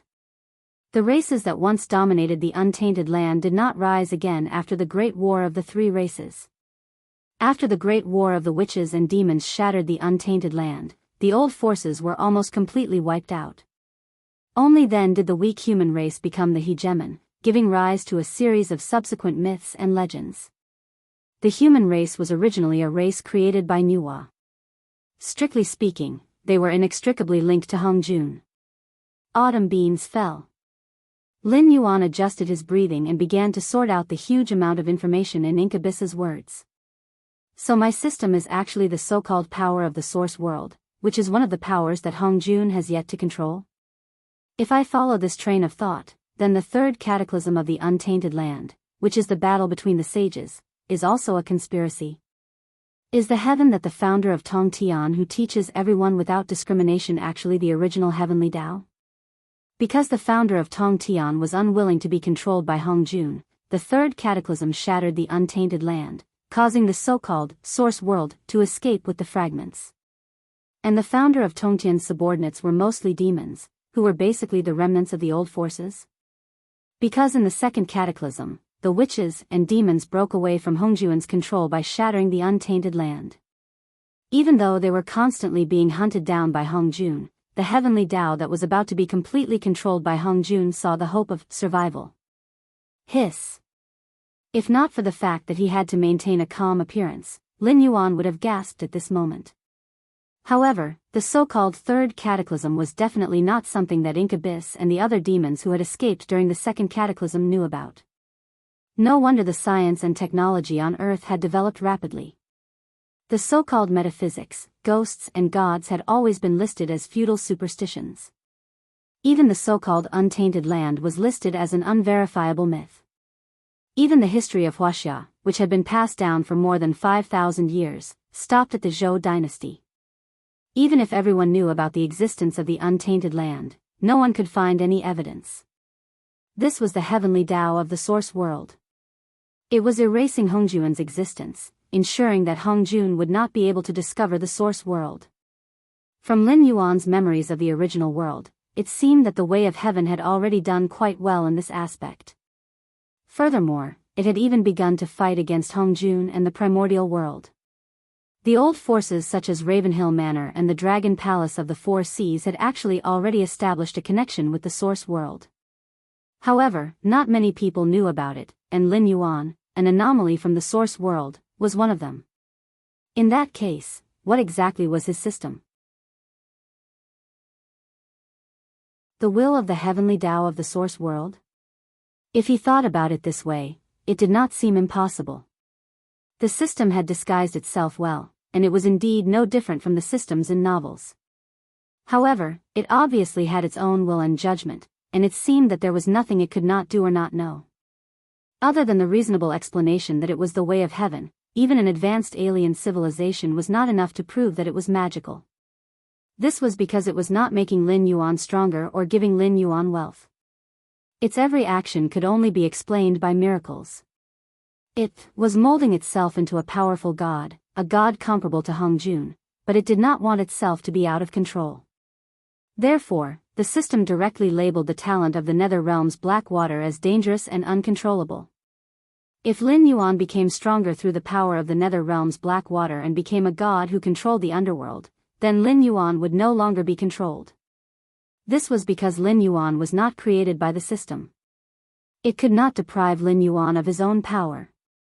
Lin Yuan suddenly thought of the dove snake that had tried to devour the system's power. No wonder the system had changed its usual behavior and destroyed it directly. Based on this information, wasn't Hongjun also a dove snake?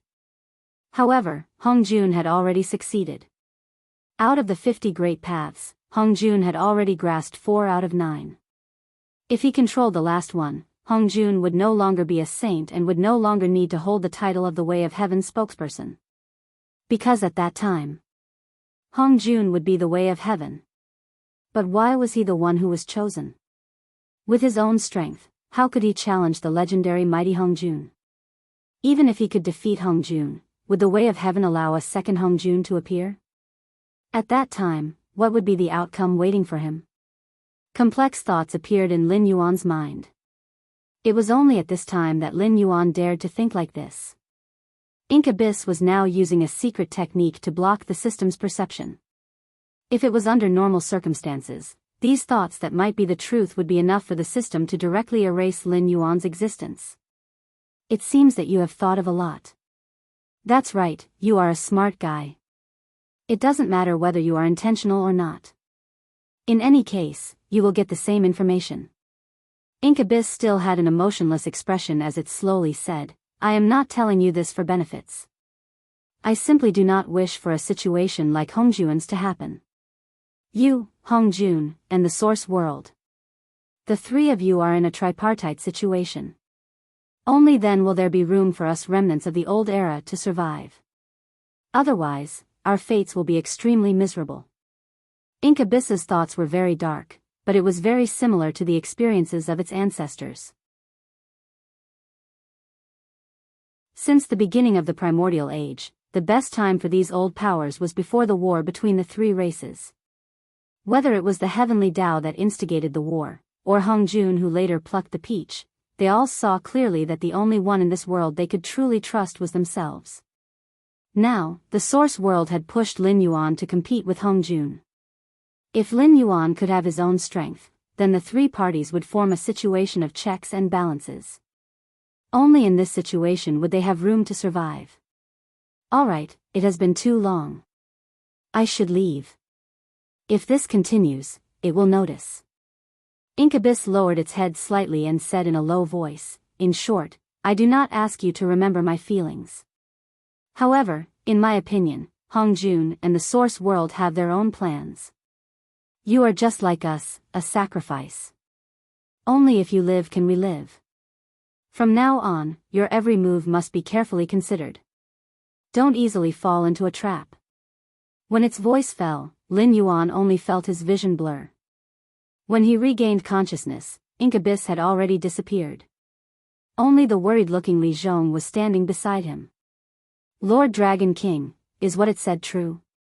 Li Zhong suddenly asked, causing Lin Yuan to be slightly startled. Could it be that Incubus's secret technique had failed? Did that mean that the system and Li Zhong had heard everything? No, it couldn't be like that. If the system heard these words, there was a 90% chance that the system, which seemed to be the heavenly Tao, would erase his existence. What do you think? Lin Yuan looked at Li Zhong strangely and opened his mouth to swindle him.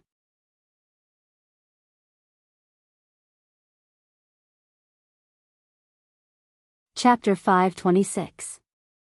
The Jade Lake Immortal Palace's public offering of the elixir of immortality might not be able to attract the truly top-notch experts, but the vast majority of middle and low-level cultivators will try their luck. The Jade Lake Immortal Palace, in particular, will let those successful immortals appear and speak. This will undoubtedly greatly increase their credibility.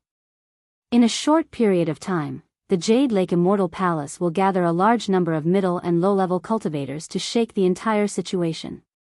At this point, Li Zhong smiled bitterly and shook his head. He said bitterly, the cultivators who take the elixir of immortality will turn into sky demon. They can indeed obtain immortal life, but they will become a sky demon without self. What's the difference between this and direct death? Li Zhong's words made Lin Yuan let out a long breath of turbid air. Clearly, the previous conversation, which was neither long nor short, was not detected by the system. The effect of the secret technique was still present. What Li Zhong and the system heard was another conversation. What made Lin Yuan most excited was that before the incubus left, it left behind a final sentence. Although I don't know how you communicated with the origin before, it has no physical body and can only listen to the voices in other people's hearts. Therefore, I used a secret technique to conceal your thoughts. No matter who it is, no one will be able to wantonly detect your thoughts, unless you wanted to hear them. This secret technique that the incubus had paid an unknown price to set up was Lin Yuan's second greatest gain in the past year of being a demon beast. It was comparable to the Nether Realm's black water talent that the dragonization root of unknown origin had brought to Lin Yuan. It doesn't matter. It's just middle and low-level cultivators. The true experts have already seen countless outstanding people fall in the long river of time. They won't believe that the elixir of immortality really exists in this world. Even if it's true, they won't try it. Lin Yuan softly spat out his snake tongue and said with a gloomy gaze, the world's cultivators seek nothing more than strength and melting, but they can't avoid immortality. However, what they seek is their own immortality, not the immortality given by others. Ah. Li Zhong raised his head in confusion. Death is a very interesting thing. Human warriors like to engage in life and death battles with others, dancing between life and death.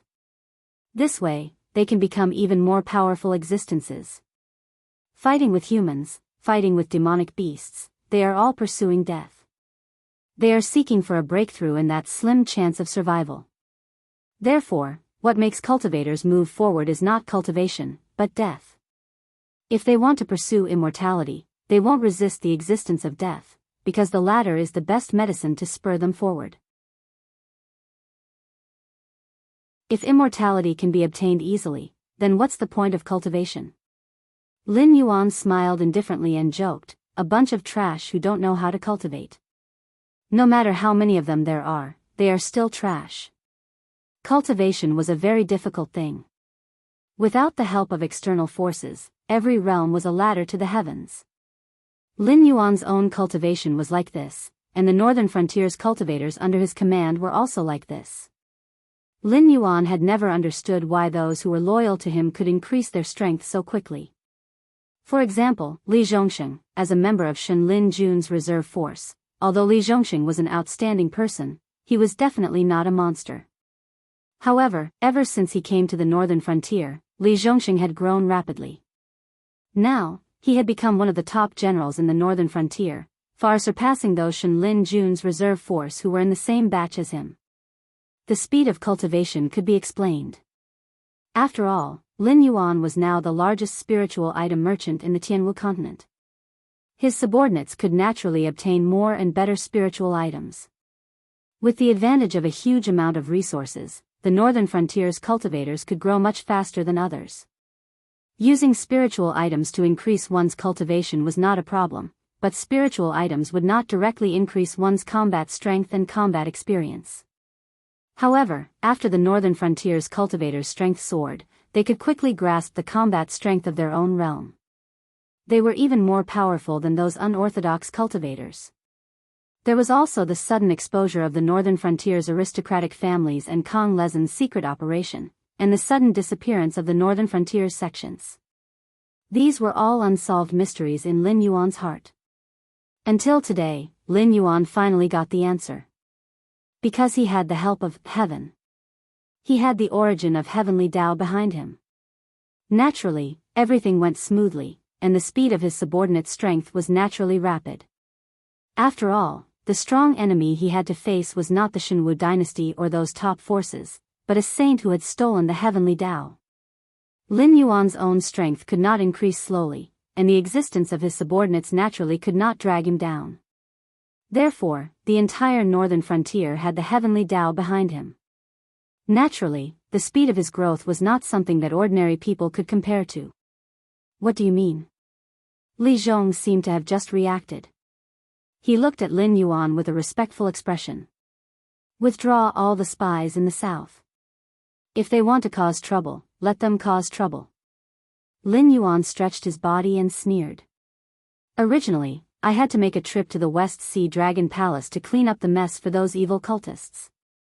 However, Lei Qiusheng's move to divert the trouble has saved me a lot of trouble.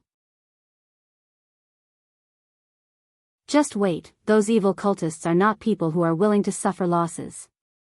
They have inexplicably taken the blame, and will definitely fight to the death with Lei Qiusheng. Our luck is pretty good. It's all thanks to Lord Dragon King's plan. Li Zhong flattered Lin Yuan neither lightly nor heavily.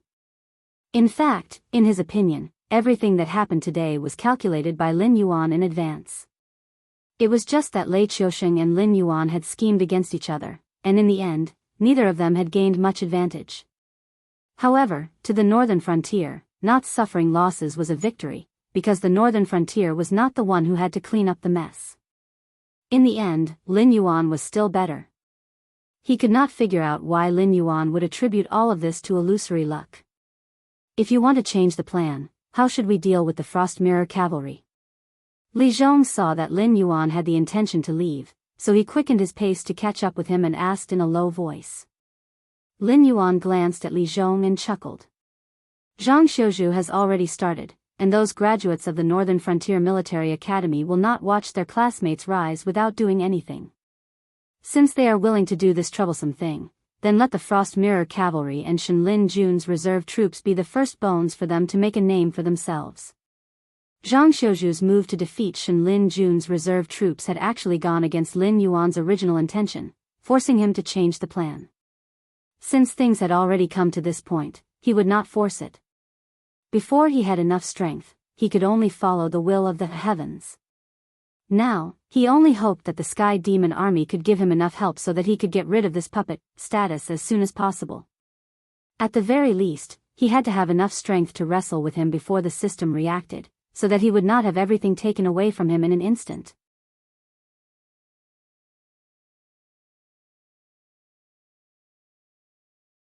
Chapter 527. They're here. Zhang Xiuzhu, who was half squatting on the ground, slowly stood up and tightened his right hand on the handle of his gun. He then growled, "Prepare for battle." Countless footsteps were heard. It was as if the entire ground was trembling under the charge of an unknown number of enemy troops. He knew that he shouldn't have fought this battle. Shenlin Jun's reserve forces had set up ambushes on the road from the defensive line of Donglin City to the Frost Mirror Cavalry camp. There was almost no better situation than this for the entire northern frontier.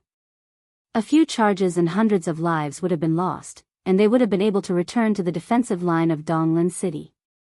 They would have been able to use the mouths of those Frost Mirror Cavalry generals to direct their hatred to the Shenwu dynasty. However, everyone had their own selfish motives. Zhang Xiuzhu knew very well that this was the biggest opportunity he had so far. As long as he could win this battle, he would be able to make a name for himself.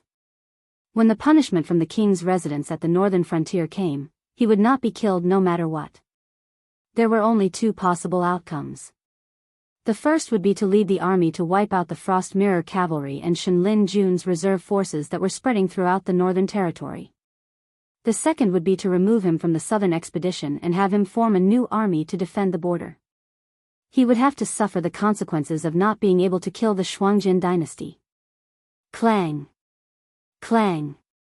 The elite soldiers behind the fortifications quickly got up and aimed their strange-looking crossbows at the charging enemy troops. They then pulled the trigger. One deadly bolt after another was fired. It took only an instant for nearly 10,000 bolts to take down a large number of enemy troops. As expected, the soldiers from Shenlin Jun's reserve forces removed all identifiable symbols from their bodies and wore only white undergarments.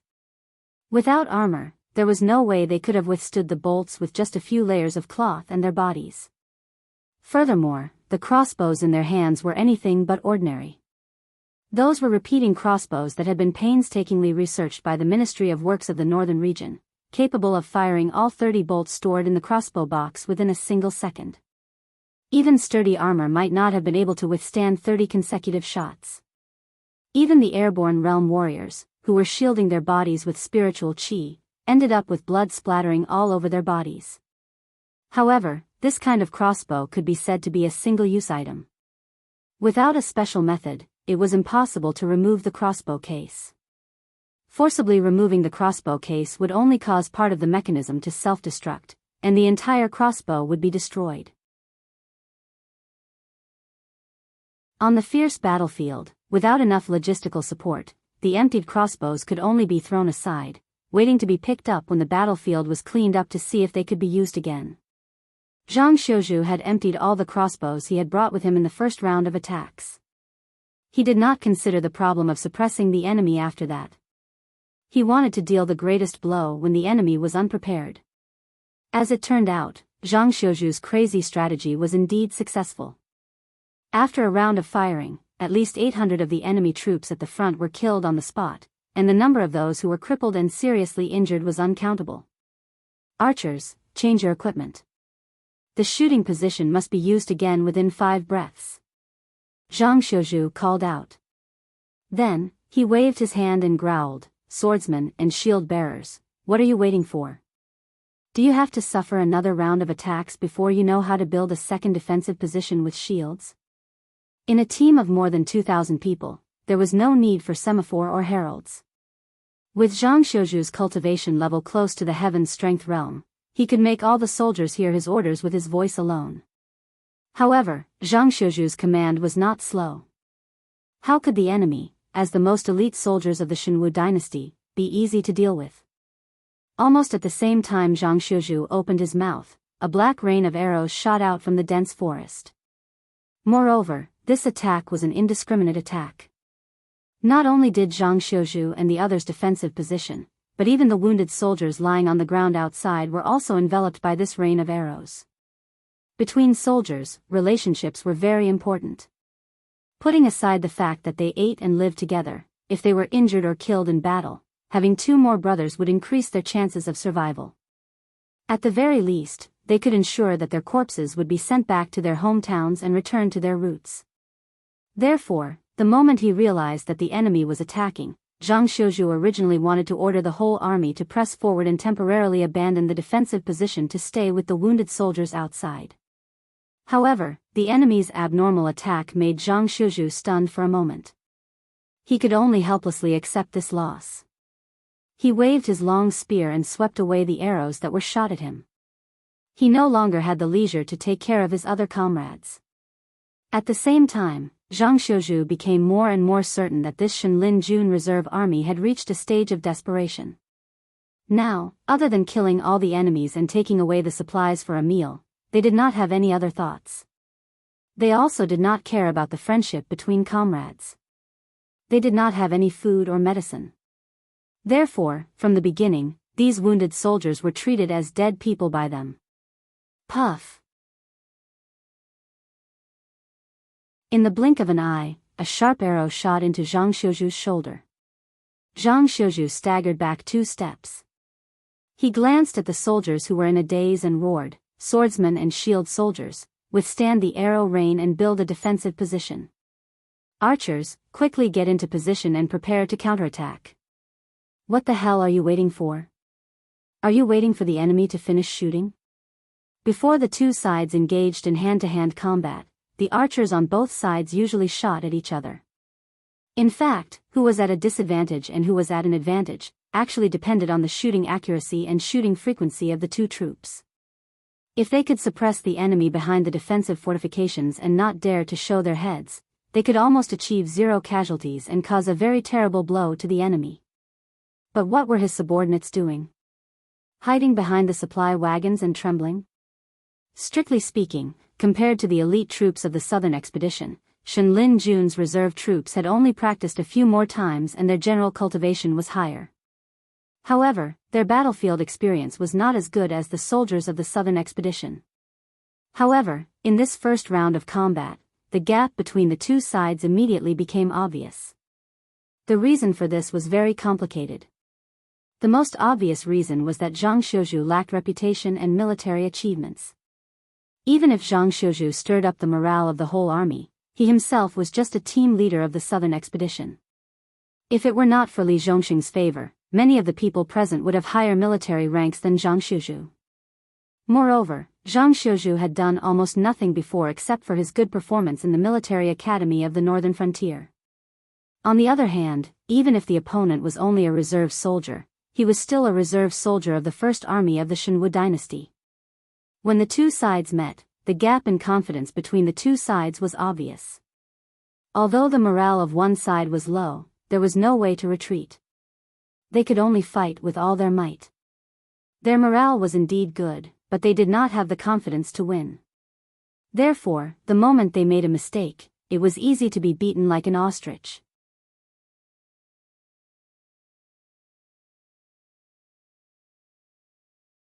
Chapter 528. A pair of sharp eagle eyes lit up. Xiao En quietly watched the battlefield 3 kilometers away, the corners of his mouth slightly raised. This motley crew of southern expedition actually had the guts to challenge Shenlin Jun's reserves. This was something that Xiao En couldn't figure out.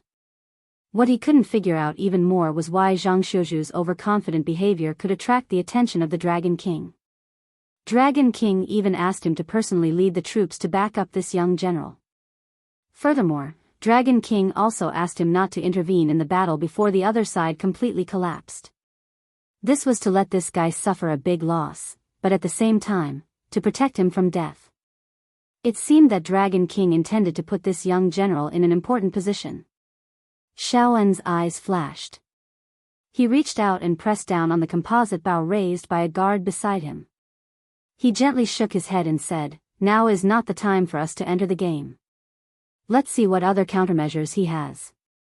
He didn't believe that the general favored by the Dragon King was just an embroidered pillow. After all, Lin Yuan's vision had always been good. As long as someone was personally appointed by him to a certain position, they would be able to do their job with ease. Occasionally, they would even be able to create some unexpected surprises. The personal guard helplessly put down the composite bow in his hand and smiled bitterly. "Big brother, you saw it too. That troop was beaten so badly that they couldn't even raise their heads in the first round.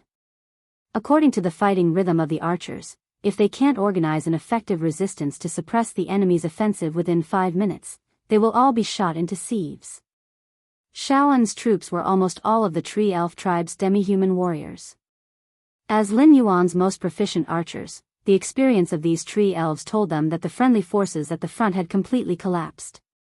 If they couldn't stop the effective resistance in time and suppress the enemy, then they could only find an opportunity to abandon a portion of their troops and retreat. In that case, it would only be a matter of how much they would lose. But if these guys continued to hide there recklessly, once Shen Lin Jun's reserves in the jungle attacked them, they would probably be completely wiped out. Thinking of this, the guard helplessly nudged Xiao En with his shoulder and said, "Big brother, we are all brothers. Tell me, do you have a grudge against that guy who is leading the troops?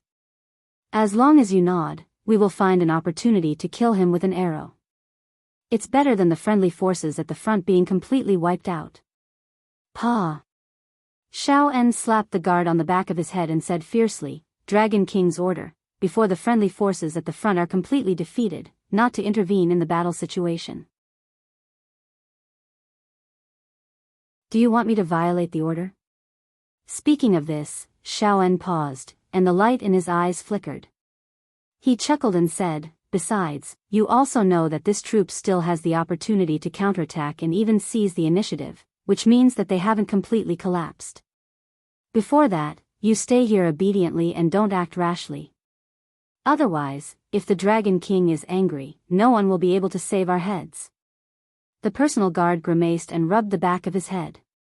However, his face was filled with an unconvinced expression. He said in a deep voice, "Then I will see if Big Brother is wrong. However, I will say this first. If I am wrong, I will do whatever Big Brother says in the future. Even if you want me to die, I will not frown. But Big Brother, if you are wrong, you will have to give me a troop and let me lead the troops alone." In his opinion, whether it was stealth or archery, he was better than his big brother. And his big brother's advantage was only that he had joined the Dragon King's service earlier. Towards the Dragon King whom he had never met, he was even more, like a loyal dog. He had no doubt that if the Dragon King wanted his big brother to die, his big brother would not even frown. Even the general in front of him who was beaten to the point of being unable to fight back had a better future than his big brother in his eyes. After all, the northern frontier was surging like a storm. In such a situation, only wild wolves could have a bright future. And a loyal dog like his big brother who only knew how to wag its tail and beg for mercy, other than getting some leftovers, would sooner or later be eaten by the wolves. Xiao En was silent for a moment. His complicated gaze lingered on the guard for a moment before he nodded gently. He was clear about his younger brother's thoughts, but he was even more clear about the Dragon King's temperament. Obediently following the Dragon King, as long as the Dragon King gave him something and did not fight for what he wanted, he could live for a long time and protect the legacy of his bloodline. As for those who disobeyed the Dragon King, even if they could be put in an important position for a while, in the end, they would only end up in a situation where the cunning rabbit was killed and the lackey cooked. He was different from his younger brother, or it could be said that he was different now. Xiao En, who had been captured and enslaved by the humans in the early years, had lost most of his wild nature. Xiaoan valued the survival of the entire tree elf tribe more than his own future, so he was willing to be a loyal dog. As for his younger brother, although Xiaoan did not mind letting him roam his own world, he still needed more training. He did not ask for him to become outstanding, but at least he did not want to bring disaster to the entire tribe. On the other side, Zhang Xiuzhu frowned slightly, his face gloomy to the extreme. He was very clear that the enemy's close combat troops were about to approach. If he could not set up an effective firing position, the entire army would be wiped out. Even if he was lucky enough to survive, this defeat would be nailed to the pillar of shame. Not to mention leading an army in the future, even the southern expedition would not tolerate a guy like him who only knew how to talk on paper. I'll say it one last time, prepare to counterattack.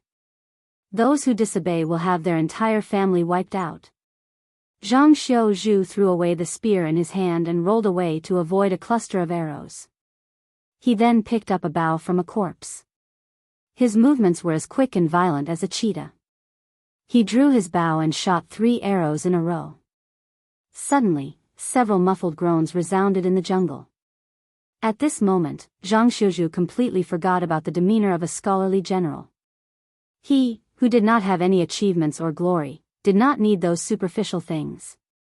If he wanted these soldiers to listen to him obediently, he must let them know what fear was, and what the consequences of disobeying orders were. Stop King pretending to be dead. Stand up and counterattack. Otherwise, we will all die here. Yu Dingshan, who was also struggling to resist the rain of arrows, wiped the sweat off his forehead, and picked up a trembling soldier. Then, he swung the sharp blade in his hand and chopped off a big head in an instant. He sneered, "Everyone here knows that I am an Imperial Guard, and you all know that your name and background information have been recorded by us. Do I need to repeat the consequences of disobeying orders?"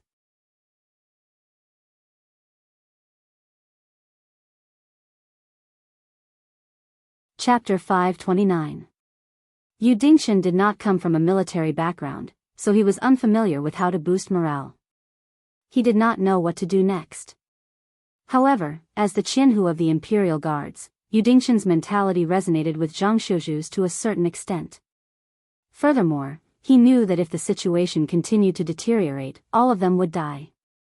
As such, he immediately cheered himself up and began to supervise Zhang Xiuzhu. There was no need to mention the status of the Imperial Guards and the Demon Emperor's association in the northern frontier. They were ruthless people who could kill an entire family with a single thought. Furthermore, the more they went against such organizations, the more dirt they would dig out, and the more gruesome their deaths would be. More people would be implicated. Now that Li Zhongxing's favorite student had gone all out and the Imperial Guards were helping him, the ostrich-like soldiers could no longer keep up the act. They began to tremble and began to follow Zhang Xiuzhu's orders to build a defensive line and prepare for a counterattack. Coupled with the experts who came out with Zhang Xiuzhu and the Knight General Frost, who had his wounds treated, they were able to rebuild the defensive line in just a few minutes. The two armies began to shoot at each other, fighting for the initiative.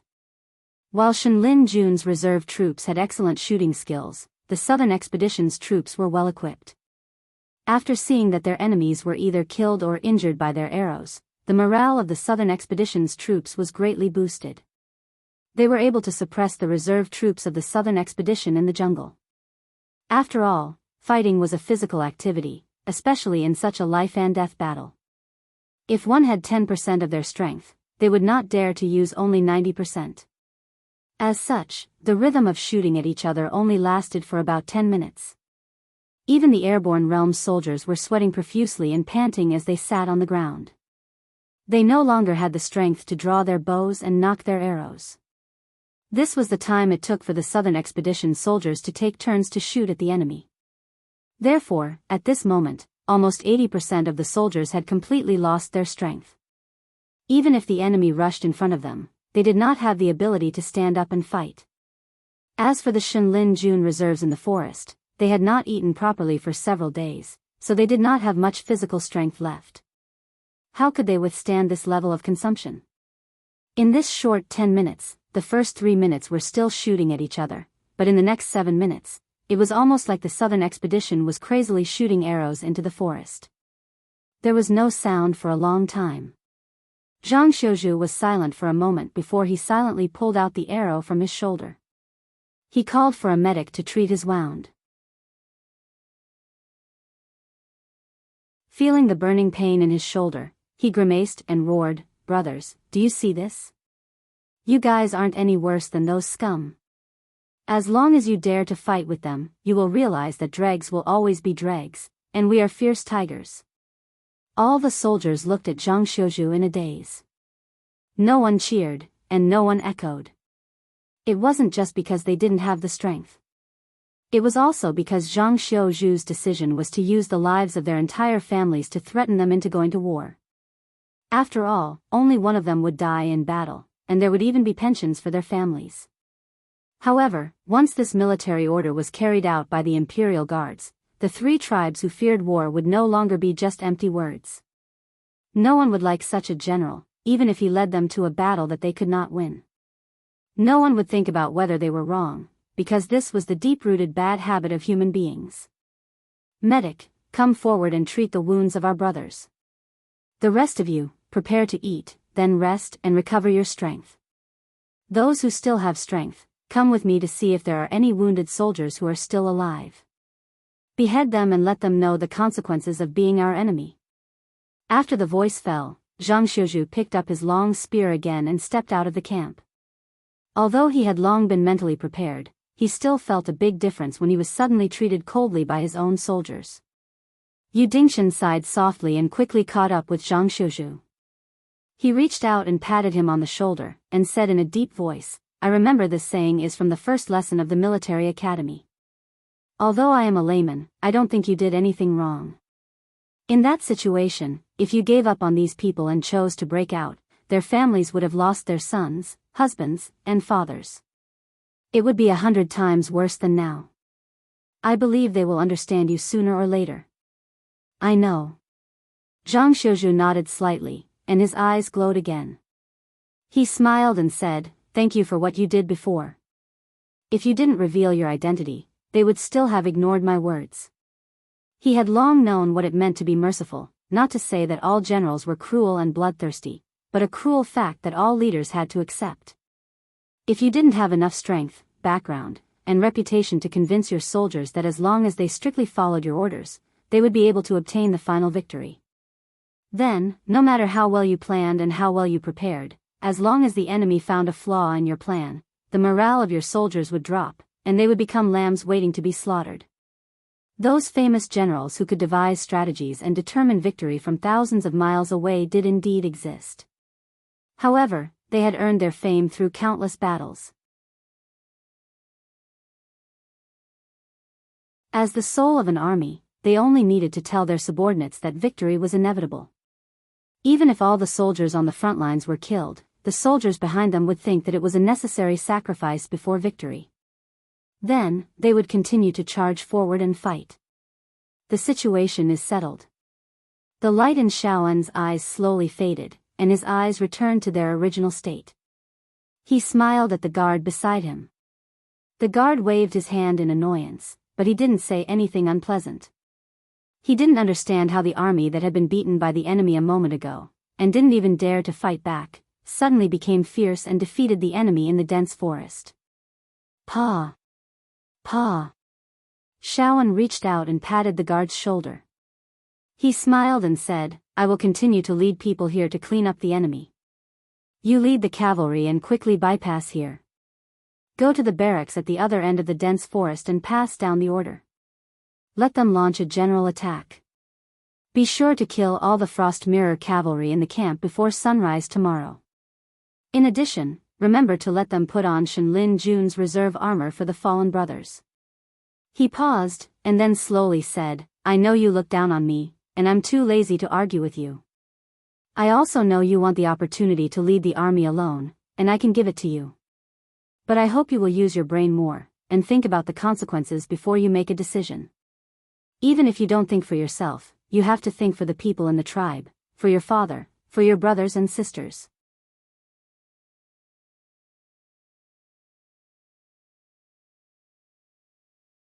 Chapter 530. After the battle ended, Zhang Xiuzhu didn't press the attack. Instead, he used the excuse of correcting the troops to reject Mount Frost's request to depart immediately. After the battle, Zhang Xiuzhu calmed down and thought about many things. The most important point was that the troops that were supposed to ambush them didn't show up at all.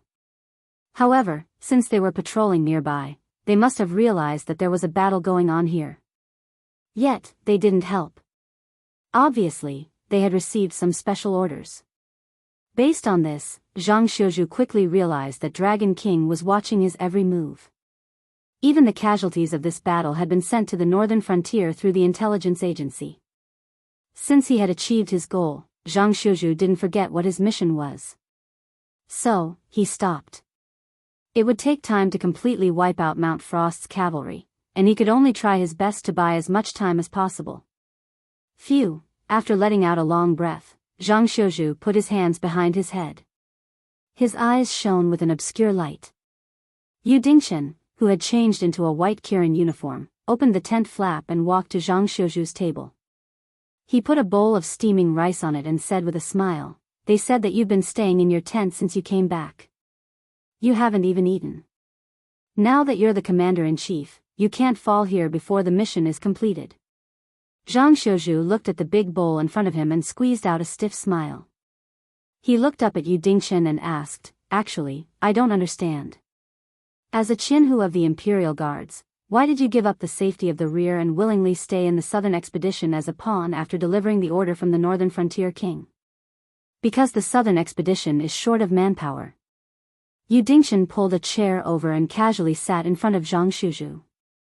He smiled and said, "I'm a layman in the military, but you're also a spy. Do you know what it means to punish a Qinhu?" That was the most disliked position in the entire embroidered uniform guard, because once a criminal was caught, I would be in charge of interrogating them.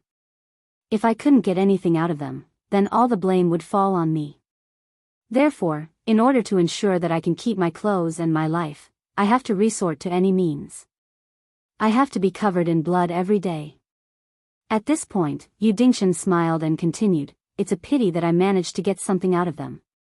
The credit belongs to the higher-ups and has nothing to do with me. And the benefits that the families of the prisoners sent over also belong to the Nanjing Discipline Commission and have nothing to do with me. I worked hard and got scolded. In the end, I didn't get anything good." Zhang Xiuzhu didn't reply. Instead, he focused on eating, but his gaze stopped on Yu Dingchen's face. Yu Dingchen stretched and smiled. "Right now, there's war everywhere in the north. As long as you can risk losing your head and travel to various battlefields to deliver information, even if you're an unorganized spy of the embroidered uniform guard, you'll be promoted to Qinhu after the war is over. Those Qinhu who were originally on the same level as me can even become commanders and personally lead a guard. They'll become people with real power on the northern frontier. Only I am a Qinhu now, and I'll most likely still be a Qinhu after the war is over." As he said this, a hint of loneliness appeared in Yu Dingchen's eyes. To be able to quickly rise from the grassroots to become a Qinhu in the early days of the embroidered uniform guard, there was naturally no problem with Yu Dingchen's ability. It was just that he had offended some people and was assigned to a Qinhu with few benefits. Unless he handled some major case that alarmed the Dragon King, he would never have a chance to make a name for himself in this life. The entire embroidered uniform guard is in operation, and almost everyone has been sent out. That's why I was able to get this opportunity to go to Donglin City to deliver the decree of the king of the northern frontier. But what can this little merit do? That's why I don't want to go back. I want to stay on the southern expedition and continue to play my role in the following battles. When it's time to award merit, I want to be a commander." At this point, Yu Dingchen rubbed the tip of his nose and said with a smile, "I just didn't expect that my first mission after joining the Southern Expedition Army would be to escort supplies with you and encounter such a dangerous situation. That's why I have to thank you. If you hadn't suddenly acted so ruthlessly, all of us would have died here. Then, you can come with me." Zhang Xiuzhu swallowed the last grain of rice and looked at Yu Dingchen with shining eyes, as if he was looking at a rare treasure. "Huh. Yu Dingchen raised his eyebrows again and looked at Zhang Xiuzhu with a blank expression. Today, Zhang Xiuzhu really wasn't a big shot in the southern expedition. Without any merit, even if he had Li Zhongxing's favor, he was just a team leader. Whether it was status or experience, he couldn't compare to a Qinhu of the embroidered uniform guard. But now, Zhang Xiuzhu was asking him to follow him with a smile on his face. The king of the northern frontier and Dragon King should know about our every move today. After this battle, whether it's a reward or a punishment, I won't stay on the southern expeditions list anymore. I think the higher-ups will allocate a part of the southern expedition to form a new army for me. I don't know where I'll be assigned to, but I'll most likely replace Marshal Li's current position to build the Great Wall project and guard the border. Since you can't make a name for yourself in the embroidered uniform guard, why don't you transfer to follow me?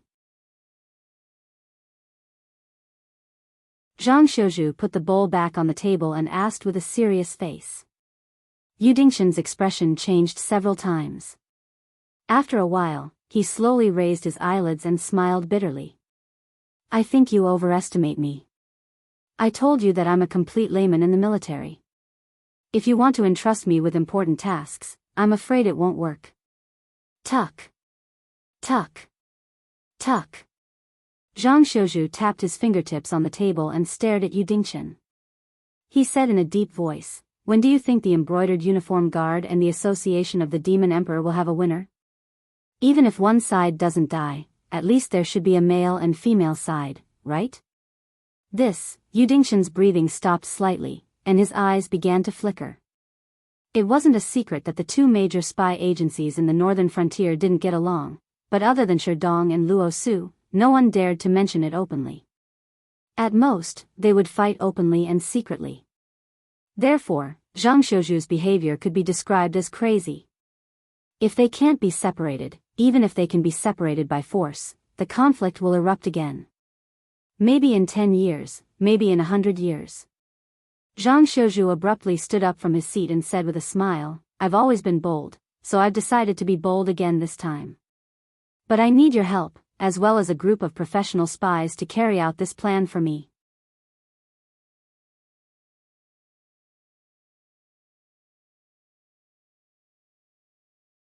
Chapter 531. The next day, early in the morning, Zhang Xiuzhu led the supply troops and set off once again. However, the troops that originally had more than 2,000 people had been reduced to less than 1,000 after the previous day's battle. Many of the supplies that had been sent over had been torn apart by arrows or sharp blades, causing their packaging to be scattered. Zhang Xiuzhu and his men had no interest in picking up the dusty grains.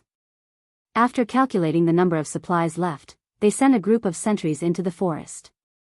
After receiving a signal confirming that the convoy was safe, Zhang Xiuzhu and his men escorted the convoy into the forest. The forest had been filled with danger yesterday, but it was empty today. I have a bad feeling about this. Keishua's eyes flashed with worry as he rode on his horse. It wasn't that he couldn't understand why Zhang Xiuzhu wanted to rest for a night before setting off. After all, the convoy was already exhausted after the bloody battle. Moreover, in order to deal with Shen Lin Jun's reserve forces, Zhang Xiuzhu had to abandon his persona and order the soldiers to fight. If he continued to ignore the soldiers' opinions and continued to transport the supplies, it was very likely that a mutiny would occur.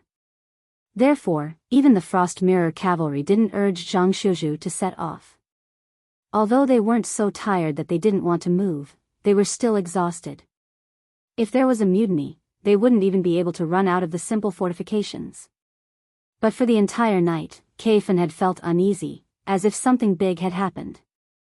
This uneasy feeling only turned into fear and confusion when Keishua and his men arrived at the original encampment of the Frost Mirror cavalry. This was because the place was already in a mess. There were mutilated corpses everywhere. Most of them were the corpses of the Shuangjin dynasty's cavalrymen and horses. The rest of the corpses weren't wearing any armor, just like the enemies they encountered in the forest. Moreover, the wounds on the corpses were clearly caused by the Shuangjin dynasty's scimitars. Kei Tan couldn't think of anyone other than Shen Lin Jun, who was as famous as Shuai Liao cavalryman, who didn't wear an inch of armor and directly collided with the scimitars and hooves of the Frost Mirror cavalrymen. Moreover, he was able to achieve such a tragic result on both sides. Because they had never fought against the army of the northern frontier head-on, the only close contact they had was yesterday. He had witnessed with his own eyes how his team of over 2,000 was suppressed by the enemy's counterattack and couldn't even raise their heads in the fortifications. From that moment on, the northern frontier army had nothing to do with elites in K. Ming's eyes. They were just a bunch of cowards with nothing but strength. Cowards didn't have the guts to charge into the Frost Mirror cavalry formation in such a state. Zhang Xiuzhu's eyes narrowed slightly. His voice was somewhat bitter as he said, "It seems that those fellows we met yesterday were not simply coveting the supplies we were escorting. Their initial goal was to block our path." But, K. Ting's voice was choked with emotion. Why? Although they hadn't counted all the corpses in the camp, a rough estimate put the total number of corpses on both sides at around 200,000 to 300,000. If they counted the men and horses that had died at the hands of the northern frontier army and the warriors that had been devoured by the demon beasts in the forest, even if there were still survivors, there would only be a few tens of thousands of them left. The number of tens of thousands was just wishful thinking on his part. It was obviously unrealistic to expect the Shuangjin dynasty to pay a huge price for an army that had been crippled or even destroyed. Yesterday, K. Tan was still contemplating whether he should stand on the side of the Shuai Liao tribe or maintain his position and stand on the side of the allied army formed by the other tribes. However, the scene in front of him mercilessly slapped him in the face. Now, he had no choice. The Shuangjin dynasty has a strong military force. 500,000 cavalrymen won't be a serious injury to your dynasty, but the number of casualties will be divided among the tribes, which is still an unacceptable loss. Moreover, I can be sure that the cavalrymen that entered the northern frontier army were definitely the nobles of the Shuangjin dynasty. After all, in your opinion, compared to your old enemy, the Shenwu dynasty, even if our newly risen northern frontier army has unlimited potential in the future, it is just a soft persimmon that is easy to pinch and eat. Therefore, as long as they have the slightest bit of connections, they will join the troops that plunder the northern frontier army instead of running to the central plains to deal with the unpredictable Shenwu dynasty. Yu Dingshan didn't hide his words at all. His bloody tone revealed a bit of disdain as he said coldly, "I can see that the Shenwu dynasty army naturally won't turn a blind eye to this. Young chieftain, do you think that the tribes of your dynasty will just let the deaths of 500,000 Frost Mirror barbarian in the northern frontier army be? But we have already planned to negotiate for peace. There is no need, no need. Even if the leaders of those tribes are dissatisfied, they will give face to the Great Khan and won't start a war with the northern frontier army." Ke Zhuo seemed to find it hard to accept this fact. He shook his head bitterly and his voice was choked with sobs. Yu Dingshan sneered and added, "It is because there is no need that they deliberately did this. Shenlin Jun's reserve troops have been defeated by us. Unless the Shenwu dynasty has the ability to settle the trouble between the Qingjiang dynasty and you in an instant and send troops to the northern frontier army, it will be possible to bring these reserve troops back to the central plains. However, everyone, including themselves, knows that this is impossible, so..." Yu Dingshan's hesitant look successfully evoked Ke Zhuo's imagination. This was because he couldn't explain this matter too directly. Otherwise, Ke Zhuo would think that the northern frontier army was trying to frame the Shenwu dynasty. However, he couldn't directly say it, but Yu Dingshan could lead Ke Zhuo's thoughts in that direction through hints. These Shenlin Jun's reserve troops didn't believe that they had a way to survive. Therefore, the moment they lost Wei River City, they had already become the undead of the Shenwu dynasty. Although they weren't as miserable as the remnants of the Jiao clan in name, they were actually worse off. At least the remnants of the Jiao clan could still struggle on the line between life and death, but they didn't have the slightest bit of hope. Therefore, under such circumstances, they would do something even crazier than the remnants of the Jiao clan. For example, they would drag the 500,000 Frost Mirror cavalry down with them. Ke Zhuo was right.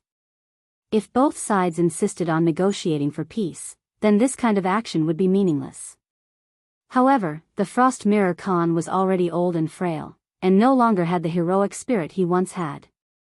Although he sat firmly on the throne of the Great Khan, everyone could see that the other tribes on the grasslands were eyeing the Bloodsill tribe covetously. Once that lion died, the entire Bloodsill tribe would be eaten up.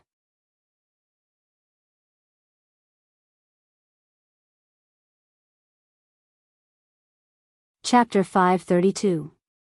Under such circumstances, how much power did the so-called Frost Mirror Khan have to say anything? 500,000 nobles from the Shuangjin dynasty had died at the northern frontier. If most of the tribes were clamoring for war with the northern frontier, the Frost Mirror Khan would have no choice but to fight against Lin Yuan even if he didn't want to. Therefore, it was reasonable for the reserves of Shen Lin Jun to attack the Frost Mirror cavalry.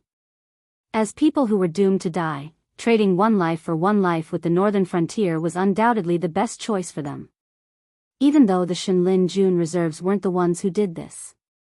Even though Zhang Xiuzhu and Yu Dingshan were both under the watch of K Yen and the others. However, at this critical juncture of the war, the cooperation between the Genie Guards and the Shifter Emperor was undoubtedly extremely terrifying.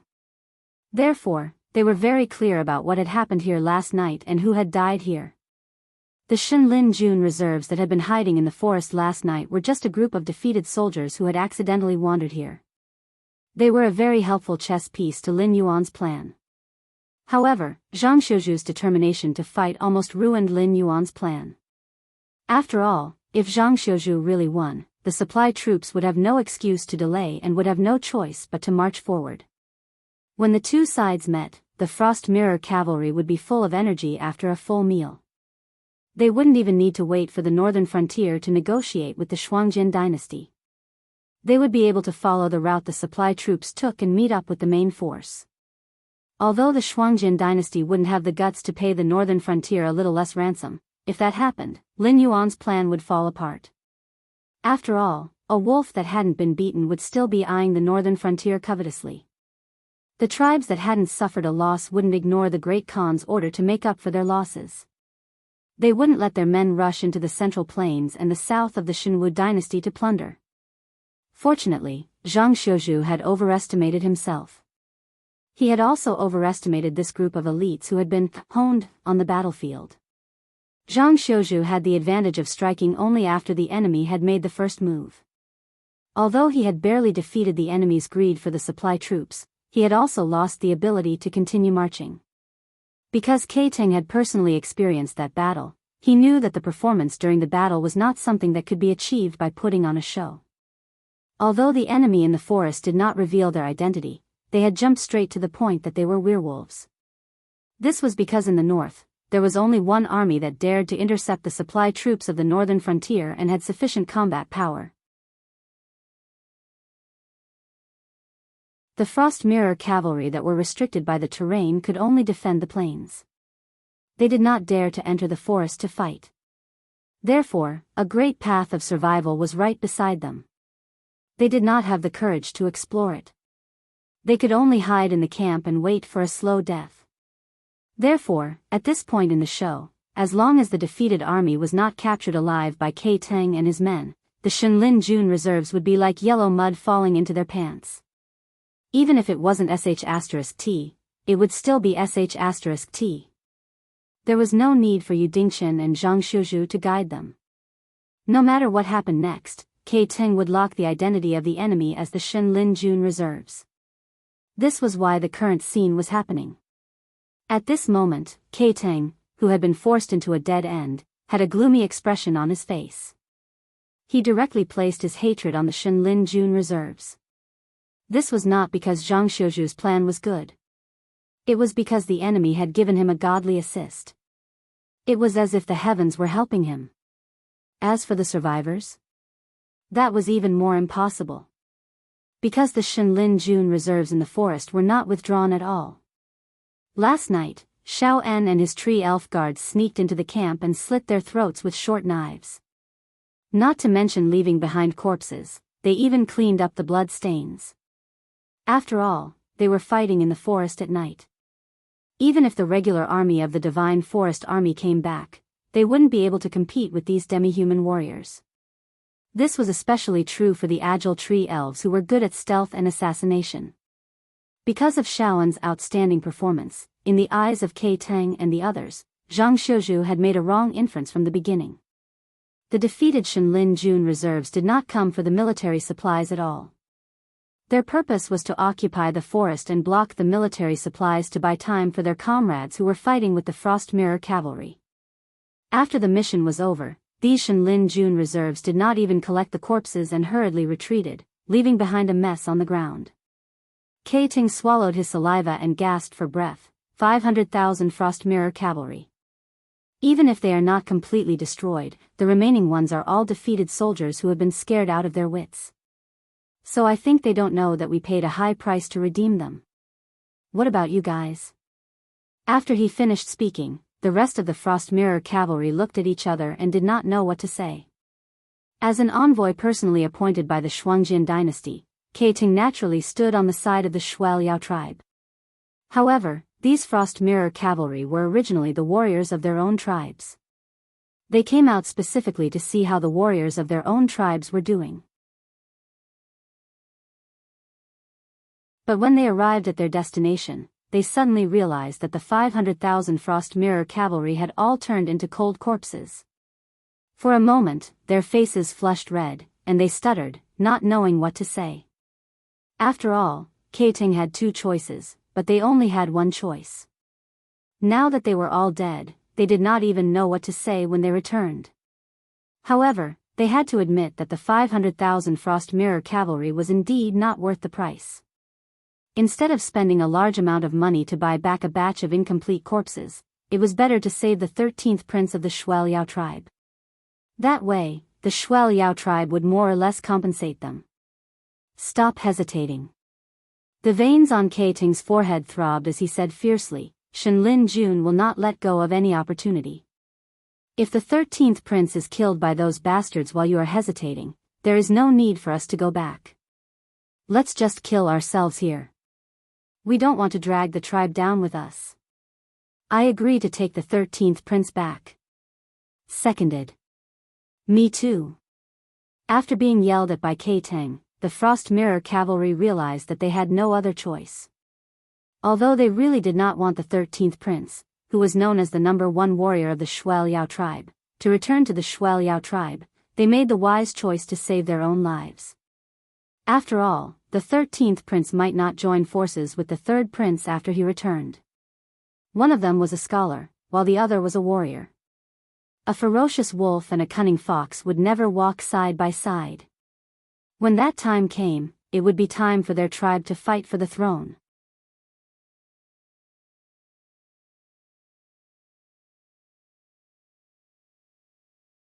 Chapter 533. 10 minutes later. Shunning City, Northern Frontier Prince's Mansion. Li Zhong was flipping through a piece of paper that didn't have many words written on it. He gritted his teeth and felt a buzzing sound in his head.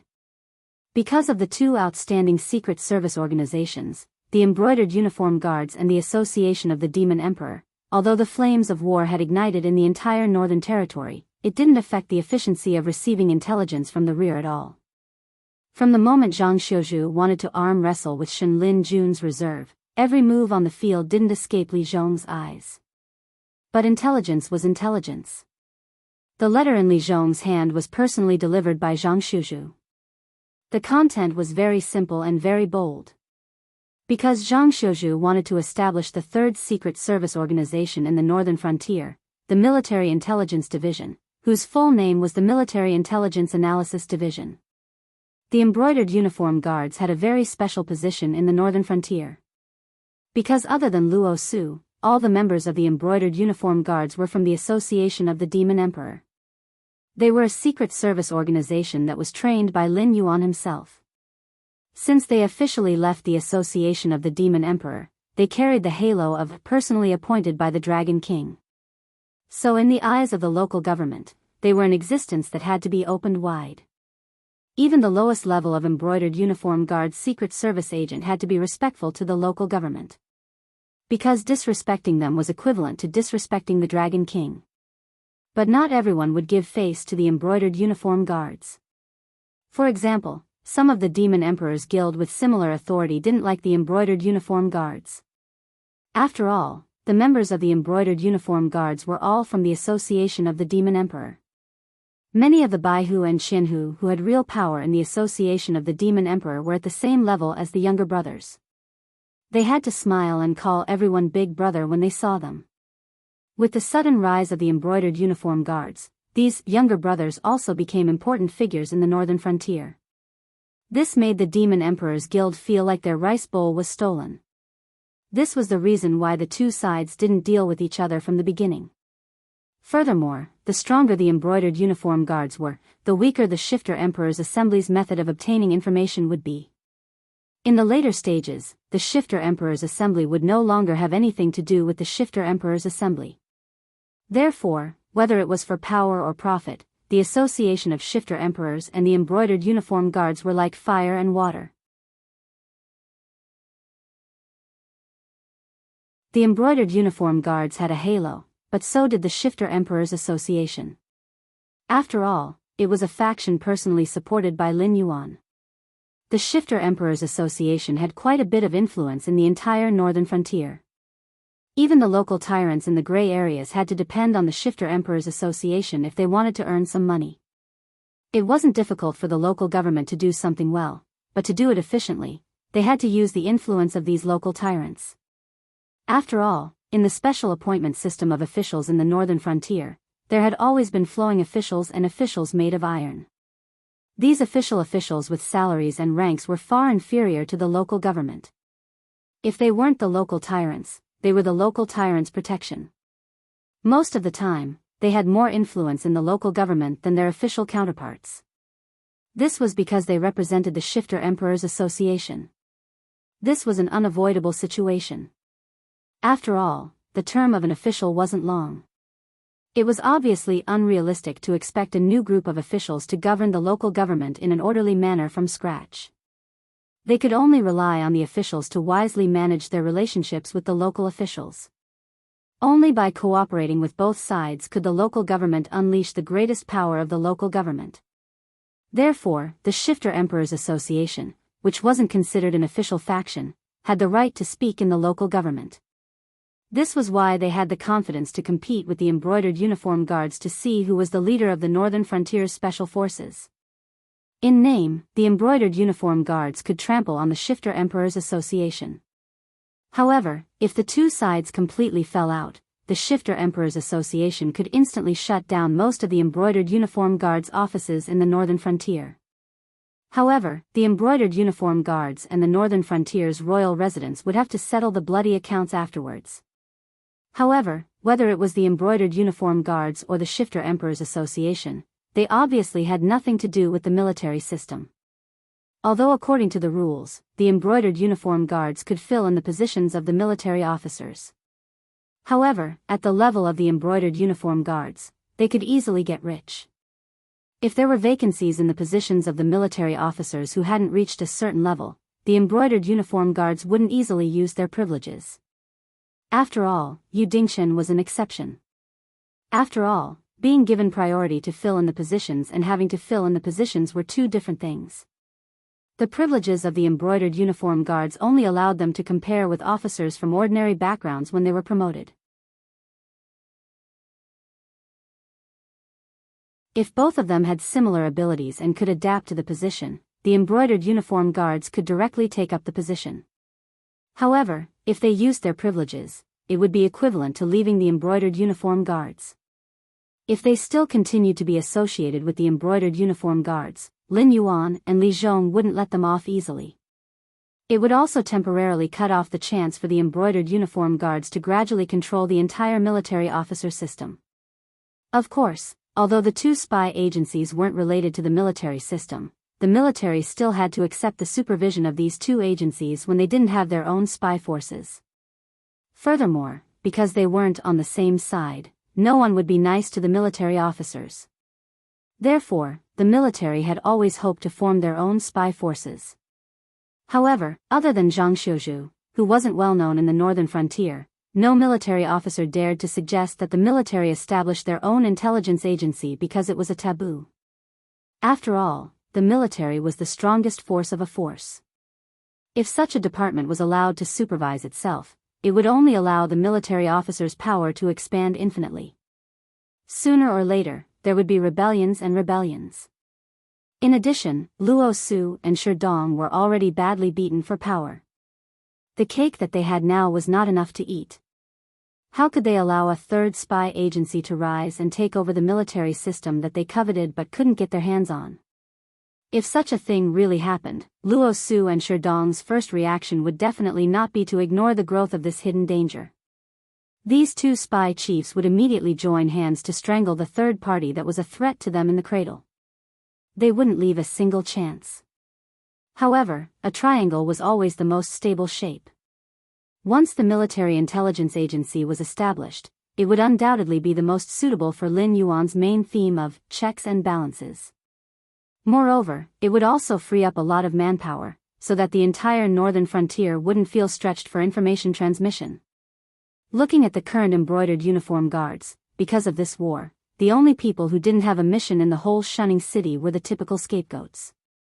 The rest of the members were all running around day and night in the northern battlefield, trying to avoid contact with the enemy as much as possible. The previous Qianhu, Yu Dingchen, was from such a background. Except for these guys that even the embroidered uniform guards themselves didn't like, Li Zhong had to make an appointment in advance if he wanted to call 2 embroidered uniform guards to do something. Although it seemed that he knew the situation of the war like the back of his hand, only Li Zhong himself knew the pain. Without the supervision of the Association of the Demon Emperor and the embroidered uniform guards, the originally peaceful northern frontier was now a mess. If Lin Yuan and Boss Lin weren't in Shunning City, perhaps even the northern frontier would be in chaos.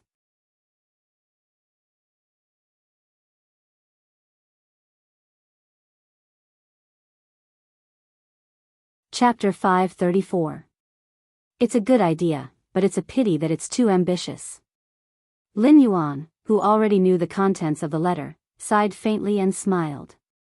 Actually, according to the original rhythm, Luo Su and Sherdong would definitely have a big battle.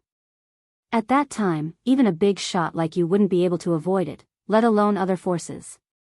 The army wants to establish their own spy agency, not to seize power, but more to protect themselves. If it wasn't for this sudden war, Luo Su and Sherdong would already be like fire and water. Almost every day, there would be members of the other party's faction who would fall from grace. However, every crime was irrefutable, causing those who hadn't yet chosen a side to be in a state of panic. According to this rhythm, when the chess pieces in the hands of the big shots on both sides were used up, they would use that evidence in their hands to force the neutral party to choose a side. However, speaking of which, they were all top spy agencies in the northern frontier. How could the embroidered uniform guard not have what the Shifter Emperor Association had? The operation of choosing a side before being imprisoned was a common occurrence in the northern frontier. Actually, I think that Zhang Xiuju's idea is not bad.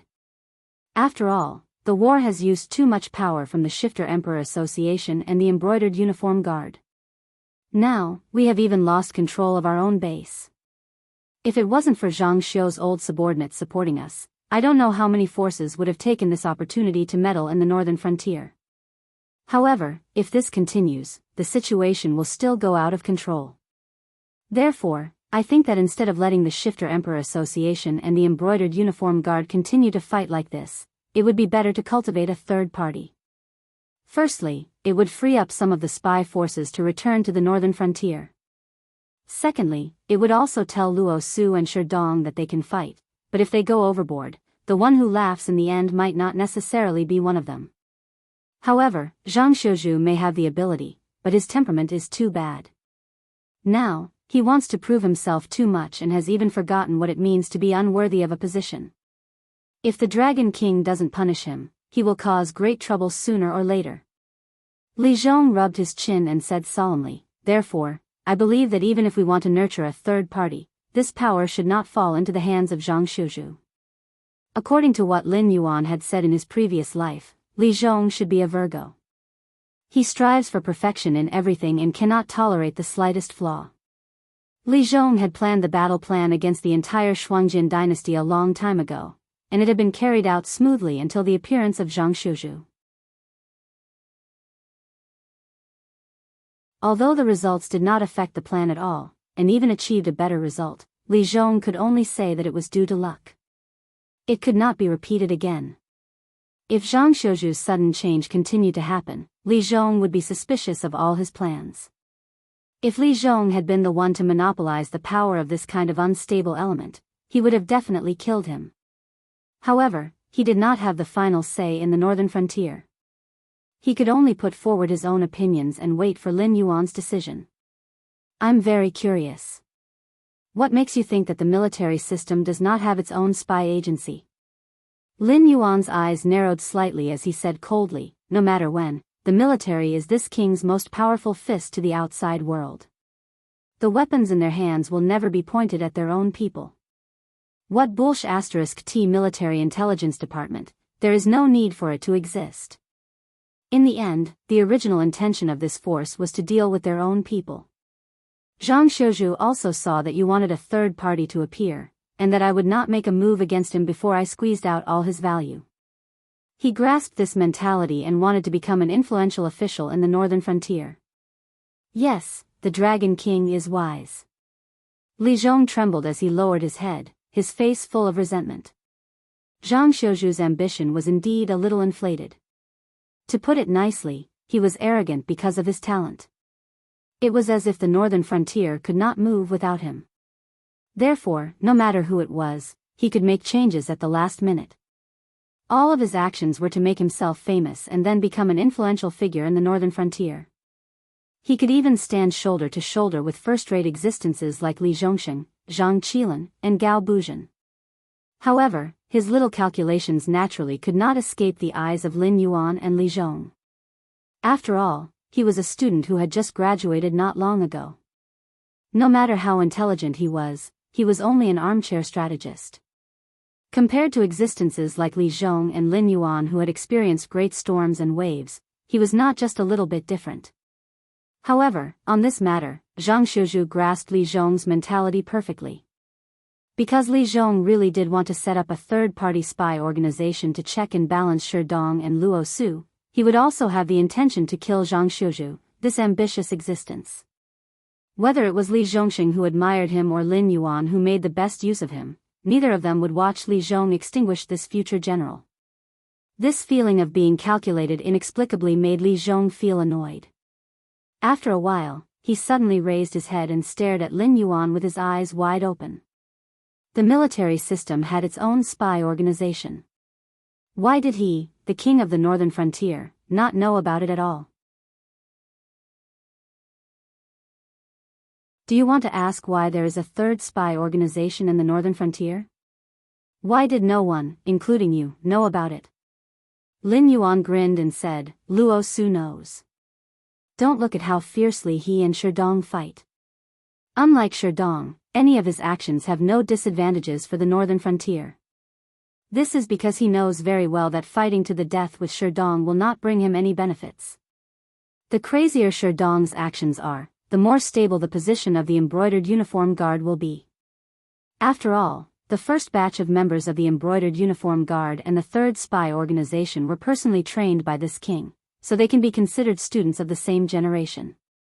The embroidered uniform guard was an organization that Lin Yuan had created by imitating the Great Ming Empire's embroidered uniform guard in his previous life. Everyone knew of the embroidered uniform guard's fame, but they did not know that the Great Ming Empire had another force set up outside Liaodong Pass that made countless Mongolian tribes tremble in fear, Yi Bus Ho.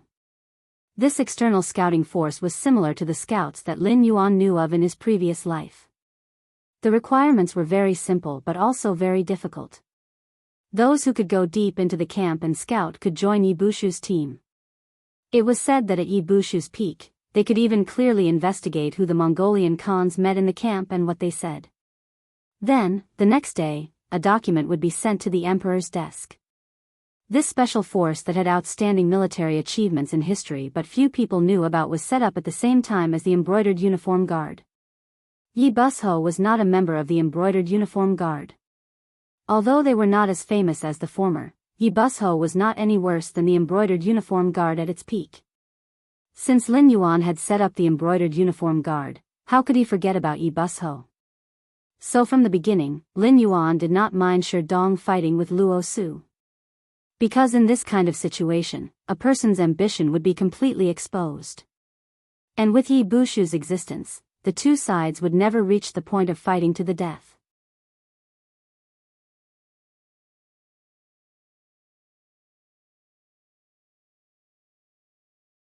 Chapter 535. Yi Balan, what do you think of Zhang Shuzhu? Lin Yuan suddenly opened his mouth and said something that made Li Zhong puzzled. Li Zhong's cultivation method was called Heaven's Sun Gazing at Aura, which was personally taught to him by Lin Yuan.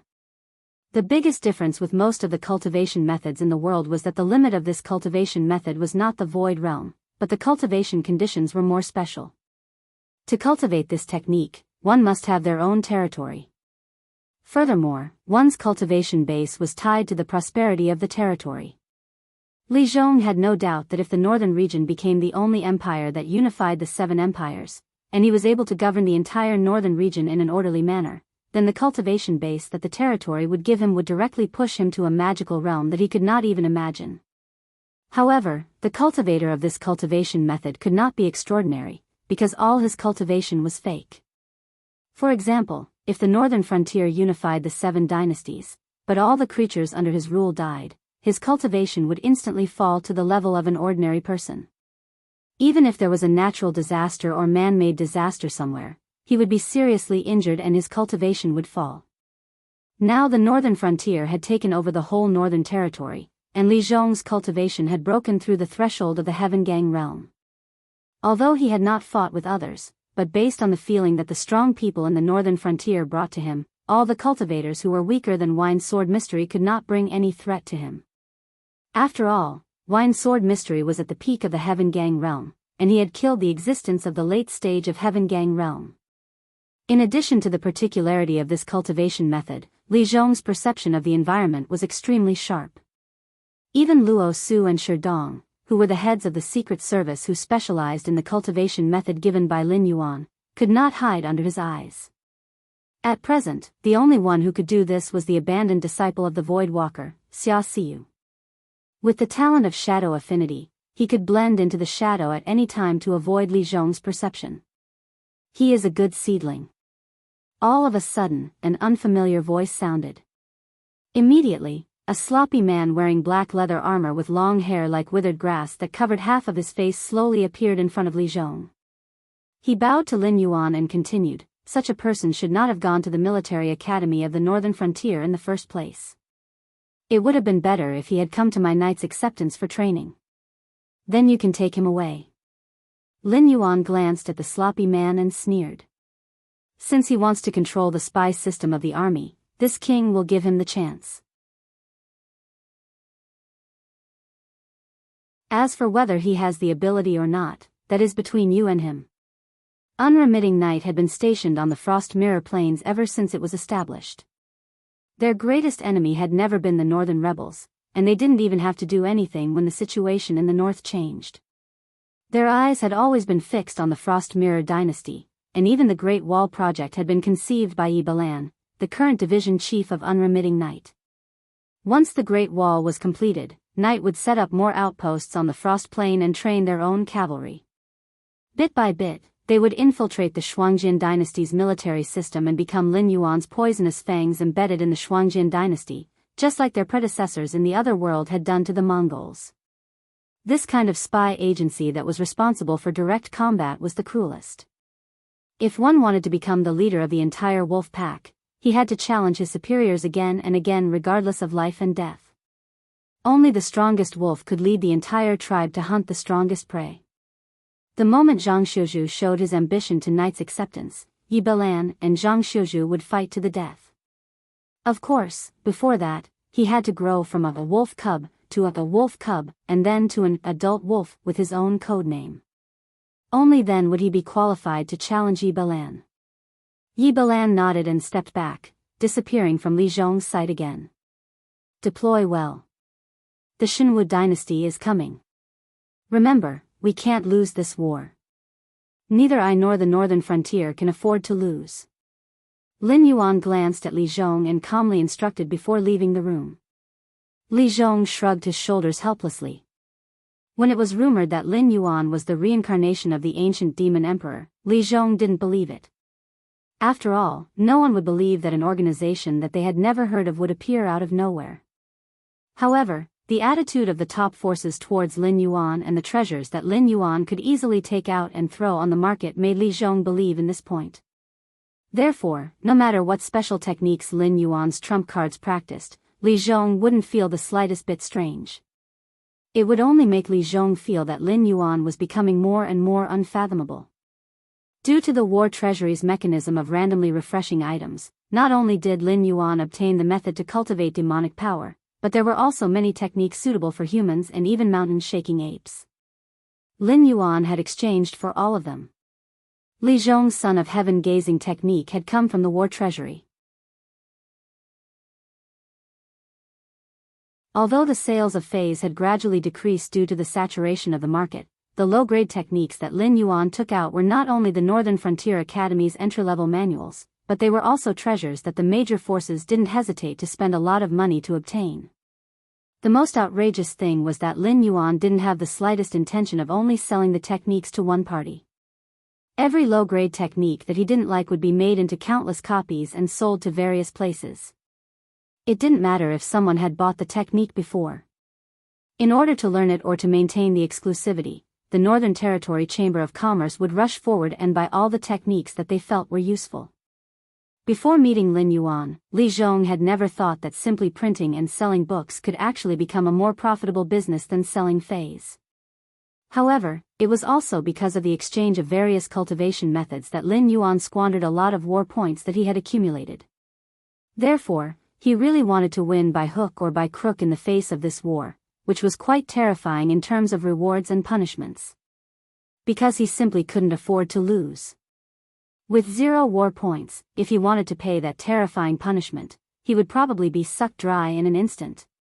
After leaving Li Zhong's range of perception, Lin Yuan swung his dragon tail and crushed a lump of black mud.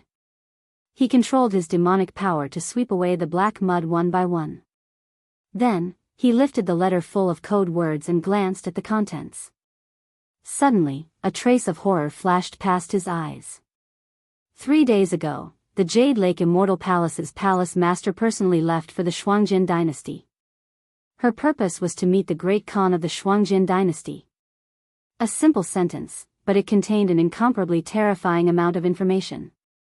If dragons had sweat glands, Lin Yuan would probably be covered in cold sweat at this moment. You're tuning into the Romantic Tales YouTube channel.